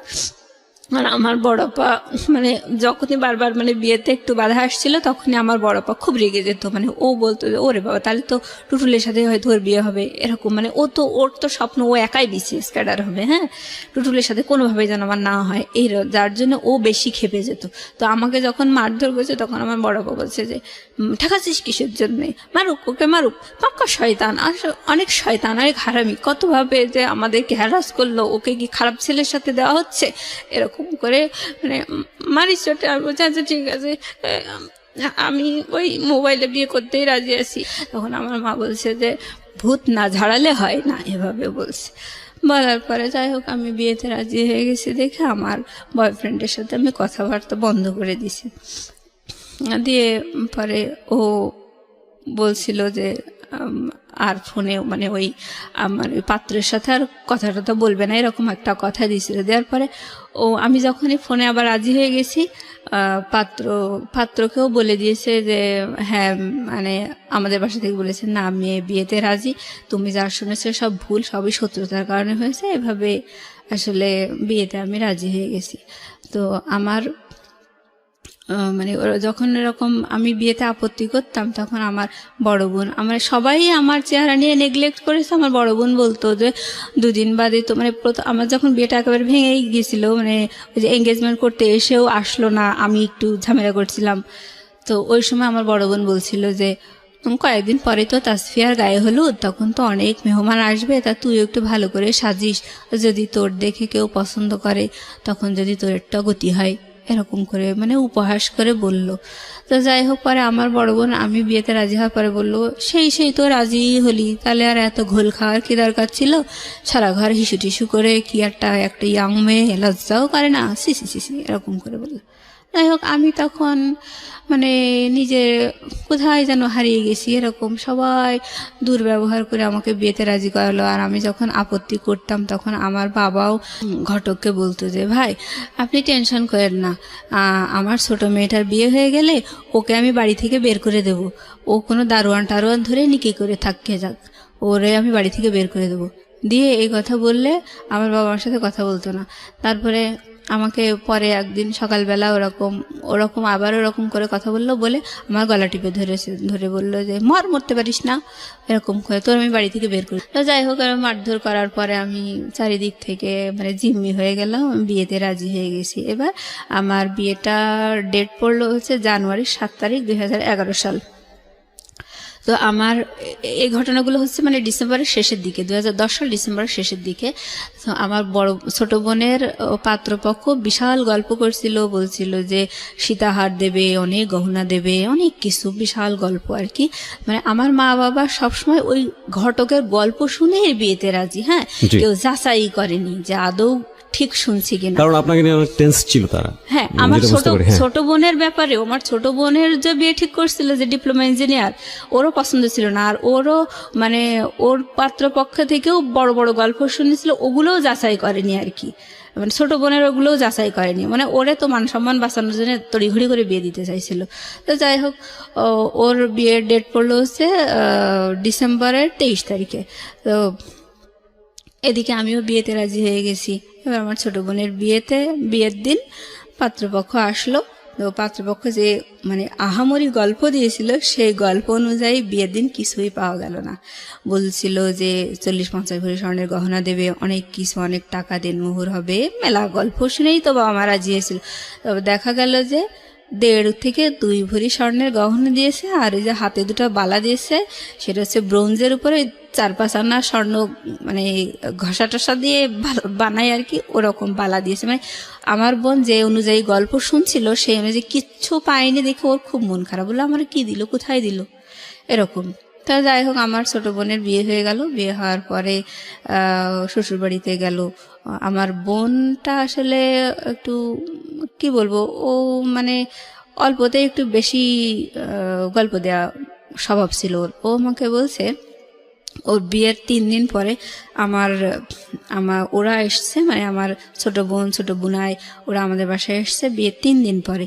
তখন ঘটক মানে আমার বিয়ের জন্য রেডি। তো ঘটক আর ঘটকের ওয়াইফ, আমার ফুপুই হয় ঘটকের ওয়াইফ, তো উনি বলছে যে তাসফিয়ার বিয়েতে, আমার মা বলছে যে তাসফিয়ার বিয়েতে তো বিরাট গল্প শুনলাম, তো সেই অনুযায়ী তো কিছু পেলাম না।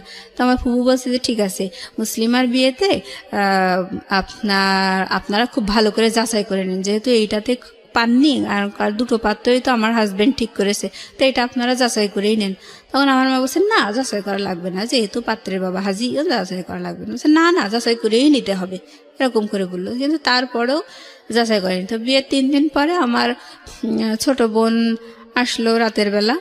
তো আমার ওই ঘটক আমার আব্বার সাথে আলাপ করছে যে বিয়ে নিয়ে এই মেয়েটার অনেক ঝামেলা ঝঞ্ঝাট হয়েছে, তো এখন আর বিয়ের ব্যাপারে আমি কোনো কথা বলবো না, এখন রাজি করালে আপনারাই রাজি করাইছেন, আপনারাই ফাইনাল মেয়ের সাথে কথা বলেন। তখন আমার আব্বার ডাকলো, ডেকে আমারে বলতেছে যে হচ্ছে হ্যাঁ বলো, তুমি কথা বলো, তুমি কি বলতে চাচ্ছ। তখন আমার মা রান্নাঘরে বসে রান্না করছে, আমি ডাইনিংয়ে, আমার বাবা, ঘটক, আমার বোন, আমরা কথা বলছি। তো আমি বলছি, আমি লাস্ট চেষ্টা করছি ওটা বিয়েটা আটকানোর, ওটা হচ্ছে আমার লাস্ট চেষ্টা। সেটা হচ্ছে আমি বলছি যে দেখো, তাসফিয়ার বিয়ের সময় তো মানে একেবারে আকাশ ছোঁয়া গল্প শোনা গেল, তার গহনা, তার পোশাক আশাক, বিশাল গল্প শোনা গেল যে এই দেবে, কিন্তু সেই অনুযায়ী কিন্তু বিয়েতে কিছুই হয়নি। তাহলে আমাকে অন্তত এঙ্গেজমেন্ট করায় রাখো, তারপর সব কিছু যাচাই টাচাই করে নিয়ে উনি তো 6-7 মাস পরে আসবে, তখন আমার বিয়ে দিও। এই কথাটা কেবল আমি বলছি, ওটা আমার বিয়ের ভাঙা। তখনও আমি মানে মন থেকে রাজি না, তো মার খেয়ে রাজি হয়েছি। ওই সময় ওটা যখন বললাম, তখন আমার মা রান্নাঘর থেকে বলছে, আর একটু বাড়ুন দিয়ে মারবো নাকি, এরকম বলছে আমার মা। আর আমার বাবা বলছে যে তাসফিয়ার বিয়েতে কি পাওয়া গেছে কি পাওয়া যায়নি ওসব তোমার দেখার দরকার নেই, তুমি এই বিয়েতে রাজি, তুমি এখন কথা বলো। তো আমি দেখলাম যে না, আর আসলে বলার আর কিছু নেই। আমি মনে মনে বললাম, পরে আমি বসে আচ্ছা ঠিক আছে তোমরা যাবার তাই করো। মানে আমি মানে কেমন আমার মনটা অন্য একটা জগতে অন্ধকারের মধ্যে হারিয়ে গেছে, হতাশা, মানসিক আঘাত, কষ্ট, দিকে বয়ফ্রেন্ড তো মেলা ঘুলাইয়ে দিল। তো যাই হোক আমি বললাম আচ্ছা ঠিক আছে। তখন আমার বাবা বললো যে ঠিক আছে তুমি হাজী সাহেবের সাথে কথা বলো। পরে আমি বলছি কি কথা বলবো, বলছে যে তুমি যে চোখের সমস্যার কথা বলছিলা, উনি কষ্ট পাইছে, তুমি এখন তার কাছে ক্ষমা চাও। আমি কিন্তু সত্যি কথা বলছি যে আমার চোখের সমস্যা, অথচ তার জন্য আমার বাবা হাজী সাহেবের কাছে আমাকে ক্ষমা চাওয়ালো। যে আমি অন্যায় করছি, ভুল করছি না। আমি তাই বললাম যে আঙ্কেল সরি, বুঝতে পারিনি, আপনি আমারে মাফ করে দেন। মানে আমি সবার হাতের পুতুল, তো আমি ওইভাবেই বলছি। বলার পরে হয়ে গেল, বিয়েতে আমি রাজি। তারপরে জানুয়ারির 7 তারিখে আমার বিয়ের ডেট পড়লো। আমার ফোন মানে ওটাতে তো শুধু মেমোরি ছিল। আমার মা বলল, মানে যখন ওই আমাকে মেরে ধরে বিয়েতে রাজি করা ছিল বারণ দিয়ে, তখন বলছে এই ফোনের মধ্যেও নিশ্চয়ই কোনো ঝামেলা আছে, তাই বলে ওইটাও কেড়ে নিয়েছিল। হ্যাঁ, তারপরে যাই হোক, পরে আমাকে বলল যে আমি বিয়েতে রাজি হওয়ার পরে আমাকে দেখতে আসবে আরও একবার, আমার ওই হাজী সাহেব আর একবার দেখতে আসবে পরের দিন। আমাকে বললো ভালো ড্রেস আপ করে রাখো, উনি আসবে, দেখে যাবে। আসলো, আসার পরে দেখা টাকা করে গেল। এবার জানুয়ারির 7 তারিখ বিয়ের ডেট পড়লো। তো ওই বিয়ের দিন আমার ছোট বোন ছোট বুনাই আসছে। তো আমার ছোট বুনাই বলছে আমার মাকে যে আম্মা হচ্ছে আপি, আমি যতদূর শুনেছি যে আপিকে আপনারা যথেষ্ট মেরে ধরে রাজি করাইছেন, তা পাত্র তো আমরা কেউই দেখিনি, তাহলে এভাবে মোবাইলে বিয়ে দেওয়াটা কি ঠিক হচ্ছে? তার চেয়ে বরং এঙ্গেজমেন্ট করায় রাখেন, আমরা সবাই মিলে আরেকটু দেখি যে আমরা যা শুনেছি সেগুলো আদৌ সত্যি কিনা। তখন আমার মা বলছে ওরে বাবা, ছেলেটার 250 বিঘা জমি আছে, ছেলের বাবার 250 বিঘা জমির মালিক, তাকে 30 বিঘার উপরে বিল আছে, তারপরে ছেলেটা 10 লক্ষ টাকার গহনা নিয়ে এসেছে, তুমি এসে ভালো আর কি কি বলছো? বাদ দাও, তোমরা ছোট মানুষ, তোমরা বোঝো না, আসলে বাদ দাও, মোবাইলেই বিয়ে হবে। এবার ছেলেপক্ষ চলে আসছে মাইক্রোওয়েভ করে। তো এখন আসার পরে আমার যে মানে কাজী নিয়ে আসছে আমার বাবা, কাজী আনার পরে কাজী বলছে যে মোবাইলে বিয়ে কি, এটা শরীয়ত সম্মত না, এটা আমি পড়াতে পারবো না, আর এই ধরনের বিয়ে টেকেও না, এরকম বোকার মতো সিদ্ধান্ত কেন নিচ্ছেন আপনারা? তখন আমার আব্বা বলছে আপনাকে এসব ভাবতে হবে না, বিয়ে মোবাইলেই হবে। তো বলছে ও আচ্ছা ঠিক আছে। তাই বলে মনে করেন ওই কাজীর যে রেজিস্টার খাতা, মানে বিয়ে টিয়ে লেখালেখি, ওই রেজিস্টারে আমার নাম ঠিকানা সব কিছু লিখলো, পাত্রের বাবাও পাত্রের নাম ঠিকানা সব কিছু লিখলো, আর ঘটক হচ্ছে উকিল, আর এরকম, আর হচ্ছে মানে আমার বাবা, তারপরে পাত্রের মামা, এরা পাত্রের ভাই, এরা হচ্ছে বিয়ের সাক্ষী। তা হওয়ার পরে আমাকে মানে এসেছে আমার কাজী প্লাস ওই পাত্রপক্ষের লোকজন, মানে আমার রুমে আসছে, এসে ওগুলো সই টই সব করা আছে, আমি সই করে দিয়েছি। এই পাত্রের ঠিকানা এইগুলো বলে টলে বলছে আপনি কি রাজি, আপনি কি কবুল বলছেন? তখন আমি বলছি যে কবুল। ছেলেটাকে দেখিনো? না না না না, আমি দেখিনি। আমি মোবাইলে কবুল বলিনি, আমি কবুল বলছি হচ্ছে কাজীর সামনে। ও কাজী, ওখানে আমার বাবা, তারপর কাজী, ঘটক, মানে পাত্রের বাবা, পাত্রের ভাই, এগুলো সবাই আমার রুমে, সবাই দেখছে যে আমাকে কবুল পড়াচ্ছে, আমি কবুল বলছি। তখন মোবাইল ছিল না কানে? আমি ছেলেটাও শুনে নাই? না না না, ছেলেটাও শুনে নাই। তা আমি এভাবে কবুল বলছি, আমাকে 3 বার কবুল বলতে বললো, আমি 3 বার কবুল বললাম। বলার পরে ওনারা আমার রুম থেকে বেরিয়ে গেল। তা দেনমোহর করছিল 1 লক্ষ টাকা। তো এভাবে আমি আর কবুল বলানো, আমি ওদের সামনে কবুল বলছি, আমি ফোনে কবুল বলি নাই, আমার কবুল বলার সাক্ষীও না ওনারা। তো যাই হোক, আমি কবুল বলার পরে ওনারা আমার রুম থেকে বেরিয়ে গেলেন। বেরিয়ে যাওয়ার পরে ড্রয়িং রুমে ওনারা সবাই বসে আছেন, পাত্রপক্ষের সবাই, আমার ছোট বুনাই, আমাদের বাড়ির সবাই। আমি ছিলাম না, আমি দরজার কাছে, ড্রয়িং রুমে দরজার কাছে আমি দাঁড়িয়েছিলাম। এখন পাত্র হচ্ছে মানে কাজী হচ্ছে কানে মোবাইলটা নিয়েছে, নিয়ে ওই নাম ঠিকানা সব বলছে, বলে পাত্রকে বলছে বলেন কবুল, বলেন কবুল, এরকম। তো উনি ওই পাশ থেকে কবুল বলছে, আসলে ওই পাত্র বলছে না কে বলছে সে আল্লাহ জানে। না না না, লাউড স্পিকারও দেয়নি। তো কবুল ওইভাবে আসলে বিয়েটা হলো, মোবাইলে সে কবুল বলল, কিন্তু ওই কাবিননামায় পাত্রের কোনো সিগনেচার নেই, মানে পাত্র উপস্থিতি নেই আর কি। সে বিদেশ থেকে মোবাইলে কবুল বলল, আর আমি দেশে থেকে। তাও আপনারা কেউ শোনেননি সেই কবুল? না, আমরা কেউ শুনিনি সেই কবুল। তো যাই হোক, এবার ওই দোয়া দরুদ পড়লো আর কি, কলেমা এগুলো পড়ে নিয়ে একটু মোনাজাত করলো। সেই সময় ওই আর কি লাউড দিল আর কি, লাউড দিয়ে ওইখান থেকে পাত্রের তার ওই 2-4টা বন্ধু টন্ধু নিয়ে ওই একা একা সেখানেও সে কি পড়ছে দোয়া দরুদ, আর এরাও পড়ছে, মানে এটা লাউডে হয়েছে আর কি। তো কবুলটা লাউডে হলো না কেন? কবুলটা লাউডে হলো না মানে ওরা ওই সময় আসলে বোঝেনি যে এটা লাউডে করতে। আর আমার বাবা মায়ের বিশ্বাস হচ্ছে যে হ্যাঁ আমরা মোবাইলেই বিয়ে দিচ্ছি, ব্যাস। তারা জাস্টিফাই করছে না যে আসলে ছেলেটা কবুল বলছে নাকি আদৌ বলছে না, এগুলো কেউ জাস্টিফাই করছে না। আর তারা মাথায়ও আসেনি যে আদৌ কবুল বলছে, বা ওই কবুল শব্দটা তাদের শোনার আগ্রহ এরকম ছিল না। তাদের কথা হচ্ছে এ মোবাইলই তো বিয়ে দিচ্ছি এই। আর তাদের সবচেয়ে বেশি আত্মবিশ্বাস হচ্ছে ছেলের বাবা হাজি, সুতরাং তারা কখনোই ফাঁকি দেবে না, এই ধরনের একটা মানে ট্রাস্ট তাদের মধ্যে। তো যাই হোক, বিয়ে হয়ে গেল, হওয়ার পরে আবার আমার শ্বশুর হয়ে গেল হাজি সাহেব। আমরা সবাই মানে একসাথে ডাইনিংয়ে বসে খাওয়া দাওয়া করলাম। করার পরে মানে আমরা না, সরি, ওই মানে পাত্রপক্ষকে আমার ওই ননদ শ্বশুর শাশুড়ি সবাই ডাইনিংয়ে বসে আছে, আমি সবাইকে খেতে দিচ্ছি। খাওয়া দাওয়ার পরে ওনারা, আমার শাশুড়ি একটা কথা বলে গেলেন যে মা, এই মোবাইলে বিয়ে হয়েছে এই কথাটা কখনো কাউকে বলবা না। ইভেন আমার মা আমার পরিবারের সবাইকে বলে গেল যে এই কথাটা কখনো কাউকে বলবেন না যে মোবাইলে বিয়ে হয়েছে, কারণ এটা শরীয়তসম্মত না। আমাদের তো আবারও পরে বিয়ে পড়াতে হবে, যখন ছেলে 6-7 মাস পরে আবার দেশে আসবে তখন তো আবারও বিয়ে পড়াতে হবে, নাহলে তো একসাথে থাকতে পারবে না। আমরা শুধু জাস্ট বেঁধে রাখার জন্যে এরকম করে কবুল পড়ালাম। এরকম কবুল পড়ায় ওই এঙ্গেজমেন্টের আংটিটা আমার হাতে পড়াই দিছে। তো ওনারা খেয়ে দিয়ে চলে গেলেন, আর এভাবে আমাকে বলে গেলেন। বলার পরে পরের দিন সকালবেলা আমার মা হাঁপ ছেড়ে পাড়া প্রতিবেশীদের সাথে বলছে মেয়ে বিয়ে দিয়ে দিয়েছি। মানে আমি বললাম না, আমার মায়ের আগাম গল্প করার একটা অভ্যাস আছে, তো ওরকম মানে গল্প করতেছে। তখন পাড়া প্রতিবেশীরা বিশ্বাসই করছে না, বলছে কখন বিয়ে দিলেন, কই কোনো লোকজন আসলো না, কিছুই দেখলাম না, কখন বিয়ে দিলেন? ওরা বিশ্বাসই করতে চাচ্ছিল না। পরে আমার মা বলছে না, গতকাল 1 মাইক্রো লোকজন আসছিল। বলছে হ্যাঁ, একটা মাইক্রো দেখছিলাম। তা আমরা ভাবছিলাম হয়তো আপনার ছোট মেয়ের শ্বশুরবাড়ি থেকে লোক আসছে, এরকম ভাবছিলাম। বলছে না, আমার ওই মেজো মেয়ের মোবাইলে বিয়ে। তো পাড়া প্রতিবেশীরা বলতে লাগলো যে মোবাইলে বিয়ে দিলেন, এটা মোবাইলে আবার বিয়ে হয় নাকি? তখন আমার মা বললো যে না, আসলে ওদের খুব আগ্রহ ছিল, এঙ্গেজমেন্ট করাতে চাইছিলাম, ওদের এত আগ্রহ দেখে মোবাইলেই দিলাম। তো ওরা বললো তো ভালোই, তো পরপর 2টা মেয়ে বিয়ে হয়ে গেল, ভালোই তো হয়েছে। আর আমার মা তো বিশাল ঘটক যেমন গল্প করছে ঠিক সেইভাবেই সেই গল্পগুলোই বলতে লাগলো পাড়া প্রতিবেশীদের সাথে।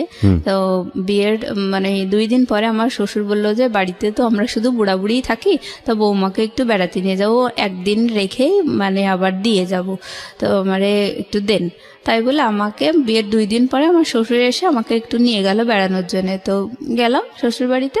যাওয়ার পরে আমার বিকেলবেলা আমার শ্বশুর মানে ঘটক তো অনেক অনেক গল্প দিয়েছিল, তো সেইগুলোর বাস্তবতা আমার শ্বশুর দেখাচ্ছে। তো ঘটক যখন বিয়ের সময় বড় বড় গল্প দিত, শ্বশুরের কানে সেই কথাগুলো যায়নি। হ্যাঁ, তো ঘটক আমার শ্বশুর আমাকে মানে মানে আলমারি ড্রয়ার থেকে বের করে মানে ওই ভাউচার আর কি, টাকা ওনার ছেলে আর কি কত টাকা এ যাবৎ পাঠাইছে দেশে ওনার কাছে আর কি, সেইগুলো আমার দেখাচ্ছে। তো বলছে দেখো বৌমা, আমার ছেলে এ পর্যন্ত আমার কাছে 6 লাখ টাকা পাঠিয়েছে, অথচ ঘটক বলেছিল যে 60 লাখ টাকা তার ক্যাশই আছে। ওকে, এইসব। তারপরে আমার শ্বশুর বলল যে আমার বাবার জমি আমি হচ্ছে ভাগে পেয়েছি 15 বিঘা, অথচ ঘটক বলছিল যে 250 বিঘা জমি, 30 বিঘা বিল, এসব বলছিল।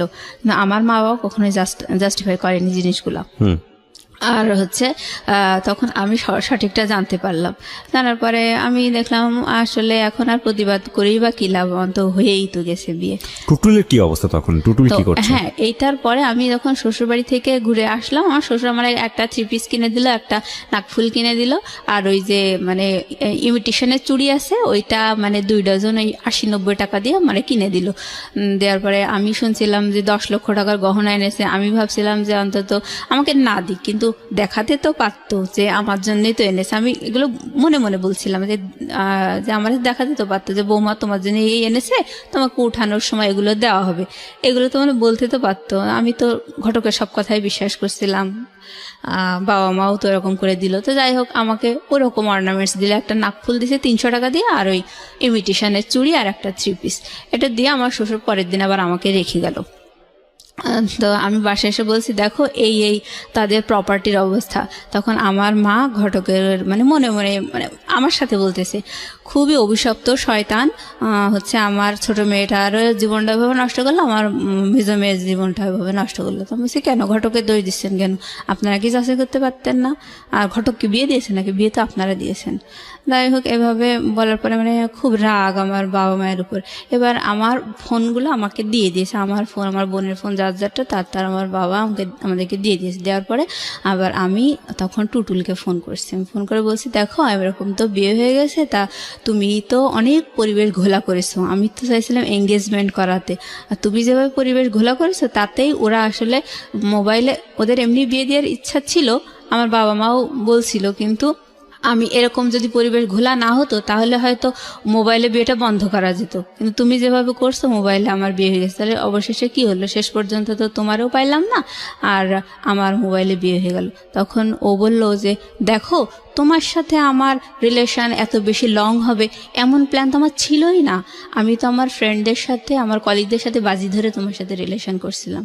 তোমার সাথে যখন আমার রিলেশন ছিল ওই সময় আমার মিনার সাথে রিলেশন ছিল, মিনা আমার ছাত্রী। আমি আসলে ওকে ভালোবাসি, কিন্তু তোমার সাথে বাজি ধরে আমি রিলেশন করছিলাম, তুমি আমার চিন্তা বাদ দাও। ওকে ওকে, মানে ওই সময় ওটা শোনার পর আমি বলছি তাহলে এই কথাগুলো আমার বিয়ের সময় তুমি বলতে, যখন তুমি পরিবেশ ঘোলা করছিলে সেই সময় বলতে। তখন বলছে না এভাবে কি বলা যায় নাকি, বাজি ধরে আসছি এরকম, বা তোমাকে চায় না, এগুলোকে ডিরেক্ট বলা যায় নাকি? যাই হোক বলিনি। তো ওর ওই কথাটা শুনে মানে মানে এতটাই আমি হতভম্ব হয়ে গেছি যে এ আবার কোন বেইমান। এবার ওর সাথে আর কোনো যোগাযোগ নাই, কথা নাই। এখন আমার বাবা বলতেছে যে বিয়ের যখন আমার প্রায় 4-5 দিন এরকম যাচ্ছে, আমি আমার হাজব্যান্ডের সাথে ফোনে গল্প করি, আমার মন না চাইলেও গল্প করি, কি করবো, এখন তো আর কিছু করার নাই। আমার খুব কষ্ট লাগতো বয়ফ্রেন্ডের এরকম আচরণ শুনে, এভাবে মারধর করে বিয়ে দিল। তাই আমি একা একাই খুব কান্নাকাটি করতাম করে ওই সময় আমার হাজব্যান্ডকে মানে ফোন দিয়ে আমি হাওমাও করে কাঁদতাম, কিন্তু আমি ওকে বলতে পারতাম না যে আমি কেন কাঁদছি। তো ও মনে করতো আসলে আমি ওদের খুব ভালোবাসি, ওকে খুব দেখতে চাই, কাছে পেতে চাই, এই জন্যে আমি কাঁদছি। তো ও আমাকে বুঝাতো, মানে ওর ধারণাটা ভুল। হ্যাঁ, কিন্তু আমি তো আমার মনের কথাগুলোও বলতে পারছি না। তো ও বলছে যে এভাবে কান্নাকাটি করো না, আমি চলে আসবো দেশে, তুমি এভাবে কাঁদলে কিন্তু আমি এখনই চলে আসবো, এরকম করে বলার পরে আমার বিয়ের যখন 5-6 দিন, বিয়ের পরে কি আপনি নিজের বাড়িতে থাকলেন নাকি শ্বশুর বাড়িতে চলে না না, আমি শ্বশুর বাড়িতে একদিন বেড়ানোর জন্য গেছি, এক রাত থেকে আবার শ্বশুর আবার আমাকে দিয়ে গেছে। হ্যাঁ, তো মানে বলছে যে উঠায় নেওয়ার পরে আমি শ্বশুর বাড়িতে যাবো এরকম। তো যাই হোক, আবার আমার বাবা আমাকে বললো, মানে আমাকে বিয়ে দিয়েই মানে হাফ ছেড়ে বাঁচলো, মানে পাত্রপক্ষ যেরকম বড় বড় গল্প দিছিল যে পড়াবে, চাকরি ঘুষ দেবে, এইগুলো।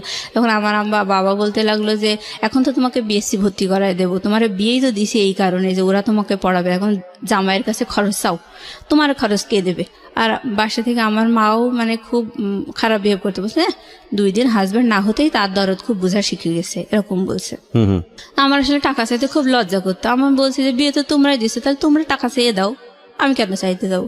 বলছে কেন, এখন তো তোর নিজস্ব পরিবেশ হয়েছে, এখন তুই তোর মতো করে ম্যানেজ করে নিবি। মানে আমার উপরে চাপাই দিচ্ছে, এবং আমার বলতে যে তোর খরচ কে দেবে, তোর তো বিয়ে হয়ে গেছে, তোর খরচ কে দেবে, এরকম করে নেগলেক্ট করে কথা বলে। তারপরে আমার আসলে অনেক খারাপ লাগে ব্যবহার আসার এরকম দেখে। আমি আমার হাজব্যান্ডকে বলছি যে দেখো তুমি তো বলছিলে যে চাকরির বাকরির ঘুষ দেবা, পড়াবা, আবার বিএসসি ভর্তি করাই দেবা, সবই তো বলছিলে, তাহলে এইসব শুনেই তো রাজি হয়েছি। কারণ আমার বাড়ি থেকে বলতেছে তুমি বিএসসি ভর্তি করাই দিতে, তা তুমি দাও। বলতেছে যে কেন, বিএসসি আমি এখন ভর্তি করাই দেবো, কারণ তোমার মুখ তো আমি দেখিনি। বিএসসি পড়াতে তো লাখ লাখ টাকা খরচ হবে, আমি তো তোমার মুখই দেখিনি এখনো, তাহলে এত টাকা এখন তুমি তোমার বাবার ঘরে আসো, তোমার বাবার মায়ের কাছে খরচ চাও। এটা আপনার হাজবেন্ড বললো। হাজবেন্ড বললো? বলার পর কি আমি নাম ছিল আপনার হাজবেন্ডের? ওর নাম ছিল হচ্ছে শামসুল। শামসুল। হ্যাঁ, শামসুল। তা আমি তখন বললাম, দেখো তোমার জামাই এই কথা বলছে, আমার আব্বাকে বলছি যে ও বলছে যে কোনো খরচ আমি দিতে পারবো না, তোমার বাবাকে দিতে বলো, তোমার বাবার বাড়িতে আসো, তোমার বাবাকে দিতে বলো। তখন আমার বাবার সাথে সাথে আমার ফোনটা কেড়ে নিয়ে বলছে, ও তুমি তাহলে এই কথাই বলছো? যে আমার হাজবেন্ডকে বলছে যে এই তোমার মনের কথা? বলছে হ্যাঁ, এটাই মনের কথা, কারণ আমি তো এখনো তার মুখই দেখিনি। আর সবচেয়ে বড় কথা হচ্ছে যে বিয়েতে তো মানুষ কত গল্পই দেয়, আমার মনের কথা হচ্ছে আমার ওয়াইফকে আমি মোটেই পড়াশোনা করাবো না, আর বাচ্চা কাচ্চা হবে, সংসার করবে, চাকরি বাকরি করাবো না। আর যদি তার খুবই শখ হয় তাহলে আমি ওই প্রাইমারি টিচার হিসেবে আমি ওরে চাকরি করাইতে পারি। এটা শুনে আমার আব্বার খুব মন খারাপ হয়ে গেল। আমার আব্বা বলছে, তোমাদের গল্প শুনেই তো দিয়েছিলাম, তাহলে তোমরা যখন এই কথা বলছো তাহলে আমার মেয়ের মুখ আর তোমাকে দেখতে হবে না। দেখার এবার বলে আমার বাবা কাজীকে ডাক দিল। তখন বিয়ের প্রায় 8 দিন। তখন আমার বাবা কাজীকে ডেকে বলছে যে পাত্রপক্ষ তো এই বললো, তা আমার ভাইয়ার এগোনোর ইচ্ছা নেই, যা হবার হয়েছে। তখন আমার কাজী আঙ্কেল খুব ধমক দিল আব্বাকে, বলছে আমি তো নিষেধই করেছিলাম আপনারা এইগুলো করবেন না, শুধু শুধু এভাবে পাড়ার প্রতিবেশী সবাই জেনে গেল মেয়ের বিয়ে হয়েছে, কি করলেন আপনারা, পুতুল খেলার মতো। তখন আব্বা বলছে যাই হোক বাদ দেন, এখন কিভাবে পরিত্রাণ পাওয়া যায় সেটা বলেন। বলছে যে এই বিয়েটা রেজিস্ট্রি হয়নি, পাত্রের সই নেই, সুতরাং পাত্রের সইয়ের ব্যবস্থা করতে হবে, করার পরে বিয়ে রেজিস্ট্রি করতে হবে, সেই রেজিস্ট্রি করার পরে যখন আপনারা ডিভোর্সের আয়োজন করবেন সেই সময় আপনারা দেনমোহর যে 1 লাখ টাকা করা আছে ওই টাকাটা আপনারা দাবি করতে পারবেন। তখন আব্বা বলছে আমি এত দূরে এগোতে চাই না, আমি এখনই সমাধান চাই। কি আছে বলেন? বলছে যে তখন কাজী বলছে যে এখন সমাধান একটাই, সেটা হচ্ছে 2 পক্ষ আপনারা এক জায়গায় হাজির হবেন এবং আপনারা সাক্ষী রাখবেন যে আপনারা পরবর্তীতে কেউ কাউকে ডিস্টার্ব করবেন না, যার যার লাইফ সেটেল, তো আপনি কখনো ডিস্টার্ব করবেন না এবং হচ্ছে কোনো দাবি দেওয়া নেই, কিছু নেই, সব বাদ। এই বলে ওই কাবিনের কাগজটা যে রেজিস্টারে আমার আছে ওই কাগজটা আমি ছিঁড়বো, ছিঁড়ার পরে আপনারা ওই দুজনে সাক্ষী রেখে ওই কাগজটা ছিঁড়ে ড্রেনে ফেলে দেবেন। তো এটাই করলো। হ্যাঁ, এইভাবেই মানে ড্রেনে ফেলে দিল 2 পক্ষের সাক্ষী রেখে, ওই বিয়ে ওখানেই শেষ হয়ে গেল। বাস এই কয়দিনের মাথায় শেষ বিয়ে? হ্যাঁ, এই কয়েকদিনের মাথায় খরচ পাঠাবে না এই কারণে বিয়ে শেষ হয়ে গেল? হ্যাঁ হ্যাঁ হ্যাঁ, মানে ওরা আসলে আমার বাবা মা ওরা মনে করছিল আমার বাবা মা হয়তো খুব লোভী, 2-4 দিন বিয়ে হতে না হতে এইভাবে চাকরি খরচ দাও, বিয়ের খরচ মানে বিএসসি পড়াও, ওরা মনে করছিল এরা তো আমাদের উপর অনেক প্রেশার ক্রিয়েট করছে, এই কারণে ওরা সরে গেল। আর ওদের মনের কথা তো ওরা বলেছিলই যে পড়াবে না। বিয়ের পরে ওদের মনের কথা ওরা বলেছে, বিয়ের আগে বলছিল যে আমি তো থাইল্যান্ডে নিয়ে এসেও মেয়েকে পড়াতে পারি, এরকম বলছিল। বিয়ের পরে আসল কথা যখন মুখোশ ওদের খুলে গেল তখন আমার বাবা এইভাবে বিয়েটা আসলে বাদ হয়ে গেল। হওয়ার পরে আমি মানে তখন আমার বয়ফ্রেন্ড এটা বলল, আমার বিয়ে বাদ হয়ে গেল, সব মিলায় মানে আমি যে কোন জগতে হারিয়ে গেছি মানে আমি বুঝাতে পারবো না, মানে এটা সহ্য করার মতো না। তারপরে আমি ভাবছিলাম যে আমি আসলে সুইসাইড করব, এরকম মানে বোকার মতো একা একা রাস্তায় হাঁটতাম, খুব খারাপ লাগতো, মনে হতো আমি সুইসাইড করি। মানে আমার তো কোনো দিক থেকে কোনো দোষ নেই, তারপরেও আমাকে এরকম একটা করলো সবাই মিলে, আমার আসলে এই জীবনে কোনো মূল্য নেই এরকম ভাবতাম। তারপরে মনে হতো না, এটা আসলে আল্লাহর বিচার হতেই পারে না, যেভাবে আমাকে মেরে ধরে রাজি করাইছে, পাত্র দেখতে দেয়নি, আমাকে উপহাস করেছে, মানে আল্লাহ বোধহয় অসন্তুষ্ট হয়ে বিয়েটা ভেঙে গেছে, ভালোই হয়েছে, মানে আমি তো আসলে এটা চাইনি হোক, তো বিয়ে ভেঙে গেছে ভালোই হয়েছে এরকম ভাবতাম। কিন্তু গায়ে তো কালি লেগে গেল, আরো 10 জন তো জানলো, এই হতাশা নিয়ে আসলে খুব কষ্ট লাগতো ওই সময়। পরে আমার বাবা বলতো যে মা মনোযোগ দিয়ে পড়াশোনা করো, চাকরি বাকরির জন্য চেষ্টা করো, যা হবার হয়েছে ভুলে যাও, মানে তাদের কথা হচ্ছে ওসব কোনো ব্যাপার না, ভুলে যাও, খুব সহজেই বলতো আর কি। তো আমি তখন খুব রাগ হতাম, হ্যাঁ তোমরা তো সবাই মিলে মেরে ধরে এরকম করলে, তাহলে এখন অমনি বলছো ভুলে যাওয়া এত সহজ নাকি সব কিছু? আমার মনের উপর কতটা প্রেশার এসছে, আমি কত কষ্ট পেয়েছি, এগুলো তো তোমরা জানতে চাও না। তখন আমার মা আর আমার বোন বললো, এগুলো তো এসব তোর কপালে ছিল, কপাল মানিস না কিসের জন্য, এগুলো সব তো তোর কপালে ছিল, এভাবে বলতে লাগলো। কপাল। তো আমি আসলে এইসব কথাগুলোর কোনো মানে আমি দিক বিদিক শূন্য হয়ে যেতাম। এরকম এক একটা মানে আশ্চর্য করা অন্যায় কথা শুনে আমার কাছে খুব খারাপ লাগতো, কিন্তু আমি আসলে প্রতিবাদ করতাম না। মানে আমি জানি যে সবাই আমার সাথে এরকমই দুর্ব্যবহার করে, যার কারণে আমি সবসময় চুপচাপ থাকতাম, কোনো প্রতিবাদ করতাম না। তো অনেক কষ্ট লাগতো।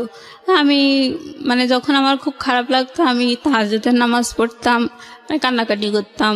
আমার ওই সময় মানে এত বেশি খারাপ লাগতো, আমি কোরআন শরীফ মানে এইভাবে আমি নিজের কষ্টগুলোকে মানে কম করার চেষ্টা করতাম। তো আমার মানে খুব প্রত্যেক বছর আমি চাকরি পরীক্ষায় টিকার পরে আমার খুব কষ্ট করে মানে আমার এই 16 সালে চাকরি হয় আর কি। আমি প্রতি বছর চাকরি পরীক্ষায় টিকি, যখনই আমার চাকরি হয় না তখনই আমার সরকারি চাকরি, হ্যাঁ সরকারি চাকরি। তা আমার মা আমাকে বলে যে তোরে আল্লাহ ঘৃণা করে, এই জন্য তো চাকরি হয় না, তোর মনে করো দূরভিসন দিছিল এই জন্য তো চাকরি হয় না। এরকম এক এক সময় যখনই দেখা যায় যে ভাইবার রেজাল্টে আমার রোল নাম্বার আসেনি, তখনই আমার মা এক একটা উদ্ভট কথা বলতো। এরকম করে মানে আমাকেই সবসময় দোষারোপ। তো আমার খুব কষ্ট লাগতো। তো অবশেষে অনেক চেষ্টা করতে করতে আমার 2016 সালে চাকরি হয়েছে আর কি। মানে ওই সময় আমার বাবা আবার অ্যাক্সিডেন্ট করে পা ভেঙে যায়। তো আমার চাকরি হওয়া দেখে আর আমার বাবা অসুস্থ, ওই অবস্থা দেখে আমার সংসারের সমস্ত দায়িত্ব আমার ঘাড়ের উপর এসে পড়লো। ইভেন আমার বাবা বলতে লাগলো যে হ্যাঁ আমি অসুস্থ, তা আমার ট্রিটমেন্টের জন্য তুমি লোন নাও। তো এই অবস্থায় আমি সংসার ঠেলছি, লোন আছে, সে লোনের কিস্তি দিচ্ছি, এরকম করেই মানে আমার বর্তমান লাইফ চলছে। তো এখনও বিয়ের প্রস্তাব আসলে আমার মায়ের পাড়া প্রতিবেশীরা বলে দেয় যে ওই মেয়েটা একবার বিয়ে হয়েছিল, মানে ভাঙার চেষ্টা করে এক কথা। এখন আমার একটা সরকারি চাকরি হয়েছে, এখন তো আমার একটু ডিমান্ড হয়েছে এই। তো সেই হিসেবে যখন আসে পাড়া প্রতিবেশীরা শত্রুতা করে ওই বিয়েটার কথা বলে ভেঙে, হ্যাঁ ওই মোবাইলে বিয়েটার কথা বলে ভেঙে দেয়। তো কিন্তু পাড়া প্রতিবেশীরা সবাই জানে যে আমি আমার হাজবেন্ডকে দেখিয়ে দিই চোখে, এইটা কিন্তু বলে না। পরে তো পাত্রপক্ষ যখন বেশি আগ্রহ নিয়ে আমার মায়ের কাছে জিজ্ঞেস করে যে ঘটনাটা কি, কারণ অনেক ম্যারিড মেয়েদেরও তো বিয়ে হয় তাই না। তো আমার মায়ের কাছে যখন যায় তখন আমার মা বলে যে না, পাড়া প্রতিবেশীরা যা বলছে সব মিথ্যা কথা, এরকম কিছুই হয়নি। তখন তো বিষয়টা আরো জটিল হয়ে যায়। এবং সবাই মনে করে যে না, বাবা মা তো সন্তানের দোষ ত্রুটি ঢেকে, তাহলে পাড়া প্রতিবেশীরাই ঠিক বলছে, নিশ্চয়ই মেয়ে কোনো কেলেঙ্কারি করছিল আর ওর বাবা মা গোপন করছে। তার মানে সবাই ভাবে যে ওই বিয়েটা আসলে আমি খারাপ, আমি পালিয়ে গিয়ে বিয়ে করছিলাম, কোনো একটা অ্যাক্সিডেন্ট, আমারই দোষ, এটাই পাত্রপক্ষ ভাবে আর মানে বিয়ে ভেঙে যায়। তার মানে চিন্তা করে দেখুন যে ও কিন্তু এখন ইডেনে পড়াশোনা করছে, ও কোনো পরিচয় এখানে গোপন করেনি এবং খুব সাহসীভাবে নিজের ভূমিকা এখানে এসে তুলে ধরেছে যে ইডেনে পড়াশোনা করছে। আপনি মাস্টার্সে পড়ছেন না? জি জি। কোন সাবজেক্টে পড়ছেন? পলিটিক্যাল সায়েন্সে মাস্টার্সে পড়ছে, ডিপ্লোমা করাও এবং একটা সরকারি চাকরি করে। আমি গ্রাজুয়েশন এখান থেকেই করছি, ইডেন থেকে গ্রাজুয়েশন করে, ইডেন থেকে গ্রাজুয়েশন করা, ইডেনে মাস্টার্স করছে এবং একটা সরকারি চাকরি করছে একটা মেয়ে, এবং দেখতে শুনতেও যথেষ্ট সুন্দর মাশাআল্লাহ। আমি ছবি দিয়ে দিয়েছি, আমার ফেসবুক পেজে আছে এবং ইউটিউবে আপনারা আসলে দেখতে পাবেন। এই মেয়েটার শুধুমাত্র পারিবারিক অবহেলা এবং ভুল সিদ্ধান্তের কারণে সামাজিকভাবে সে কতটা বাধাগ্রস্ত হয়ে একটা অনিশ্চিত ভবিষ্যতের দিকে চলে যাচ্ছে। তো আপনি আজকে কেন আসলেন জীবন গল্পে এই গল্পটা বলার জন্য, এবং এত নিজেকে একেবারে প্রকাশ করে কোনো পরিচয় গোপন করেননি, ছবি দিয়ে কেন আপনি সাহসী ভূমিকা নিতে গেলেন? আমি আসলে সাহসী ভূমিকা নিয়েছি কারণ আমি আমার দিক থেকে অলওয়েজ রিয়েল। ওকে, আমি কখনো মানে ঢাক গুড় এই ধরনের মানে আমার মা যেভাবে ঢেকছে দোষগুলো, আমি এগুলো পছন্দ করি না। আর কথা হচ্ছে আমি কখনো মানে কোনো কিছু জটিল বা রহস্য রেখে, কোনো কিছু গোপন রেখে, ভুল ত্রুটি গোপন রেখে আমার কোনো স্বার্থ উদ্ধার হোক, এটা আমি কখনো চাই না, আমি পছন্দ করি না এগুলো। তো আমার মা যেভাবে গোপন করছে এটা আসলে তারই দোষ, মানে এগুলো তো তারাই দিয়েছে, দোষ তো তাদের। এখন তারা এগুলো মানে স্বীকার করছে না, স্বীকার করলে দেখা যাচ্ছে হয়তো পাত্রপক্ষ তাদের সাথে বার্গেনিং করবে যে কেন এভাবে বিয়ে দিলেন। আচ্ছা আচ্ছা। আমার মা তো নিজেদের দোষ মোটেই ধরতে চায় না। আর কথা হলো যে কপালে ছিল, এই হলো বলতো সব সময়। তো যাই হোক, এখন এইভাবেই বাধাগ্রস্ত অবস্থায় আছে।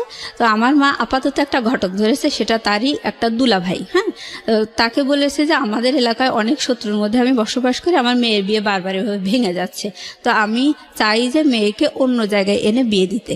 এটা আমার মা আপাতত মানে এটা আমার ইনস্ট্যান্ট এই ধরনের আচরণ আমি পাচ্ছি আর কি, যেটা আপনার জন্য ভবিষ্যতে ভালো হবে না, ভালো হবে না। কারণ তারা কোনোভাবে আমার বিয়েটা স্বীকার করছে না, কিন্তু বিয়েটা তো আসলে কিছুই না, আমি আমার হাজবেন্ডকে চোখেও দেখি না, আমি চিনতেও পারবো না কার সাথে বিয়ে হয়েছে। তাহলে আপনি আজকে রেডিওতে, আমি যদি ভুল না করে থাকি, আজকের এই জীবন গল্পটা বললেন মূলত একটা উদ্দেশ্য নিয়ে, যে আপনি আপনার একটা ম্যারিড লাইফ চান এবং এমন একটা ছেলেকে চান যে ছেলেটা আপনাকে পুরোটা জেনে শুনে বুঝে তারপরে আপনার জীবনে আপনাকে এবং আপনার জন্য আমাকে হাত যাচাই বাড়ায়। করে নেবে, আমার সাথে কথা বলে। ইভেন আমার যে আপনি কি ধরনের ছেলে চান? আমি চাই মানে আমি একটা সরকারি কর্মকর্তা, আমি কিন্তু ঝাড়ুদার না, আমি একটা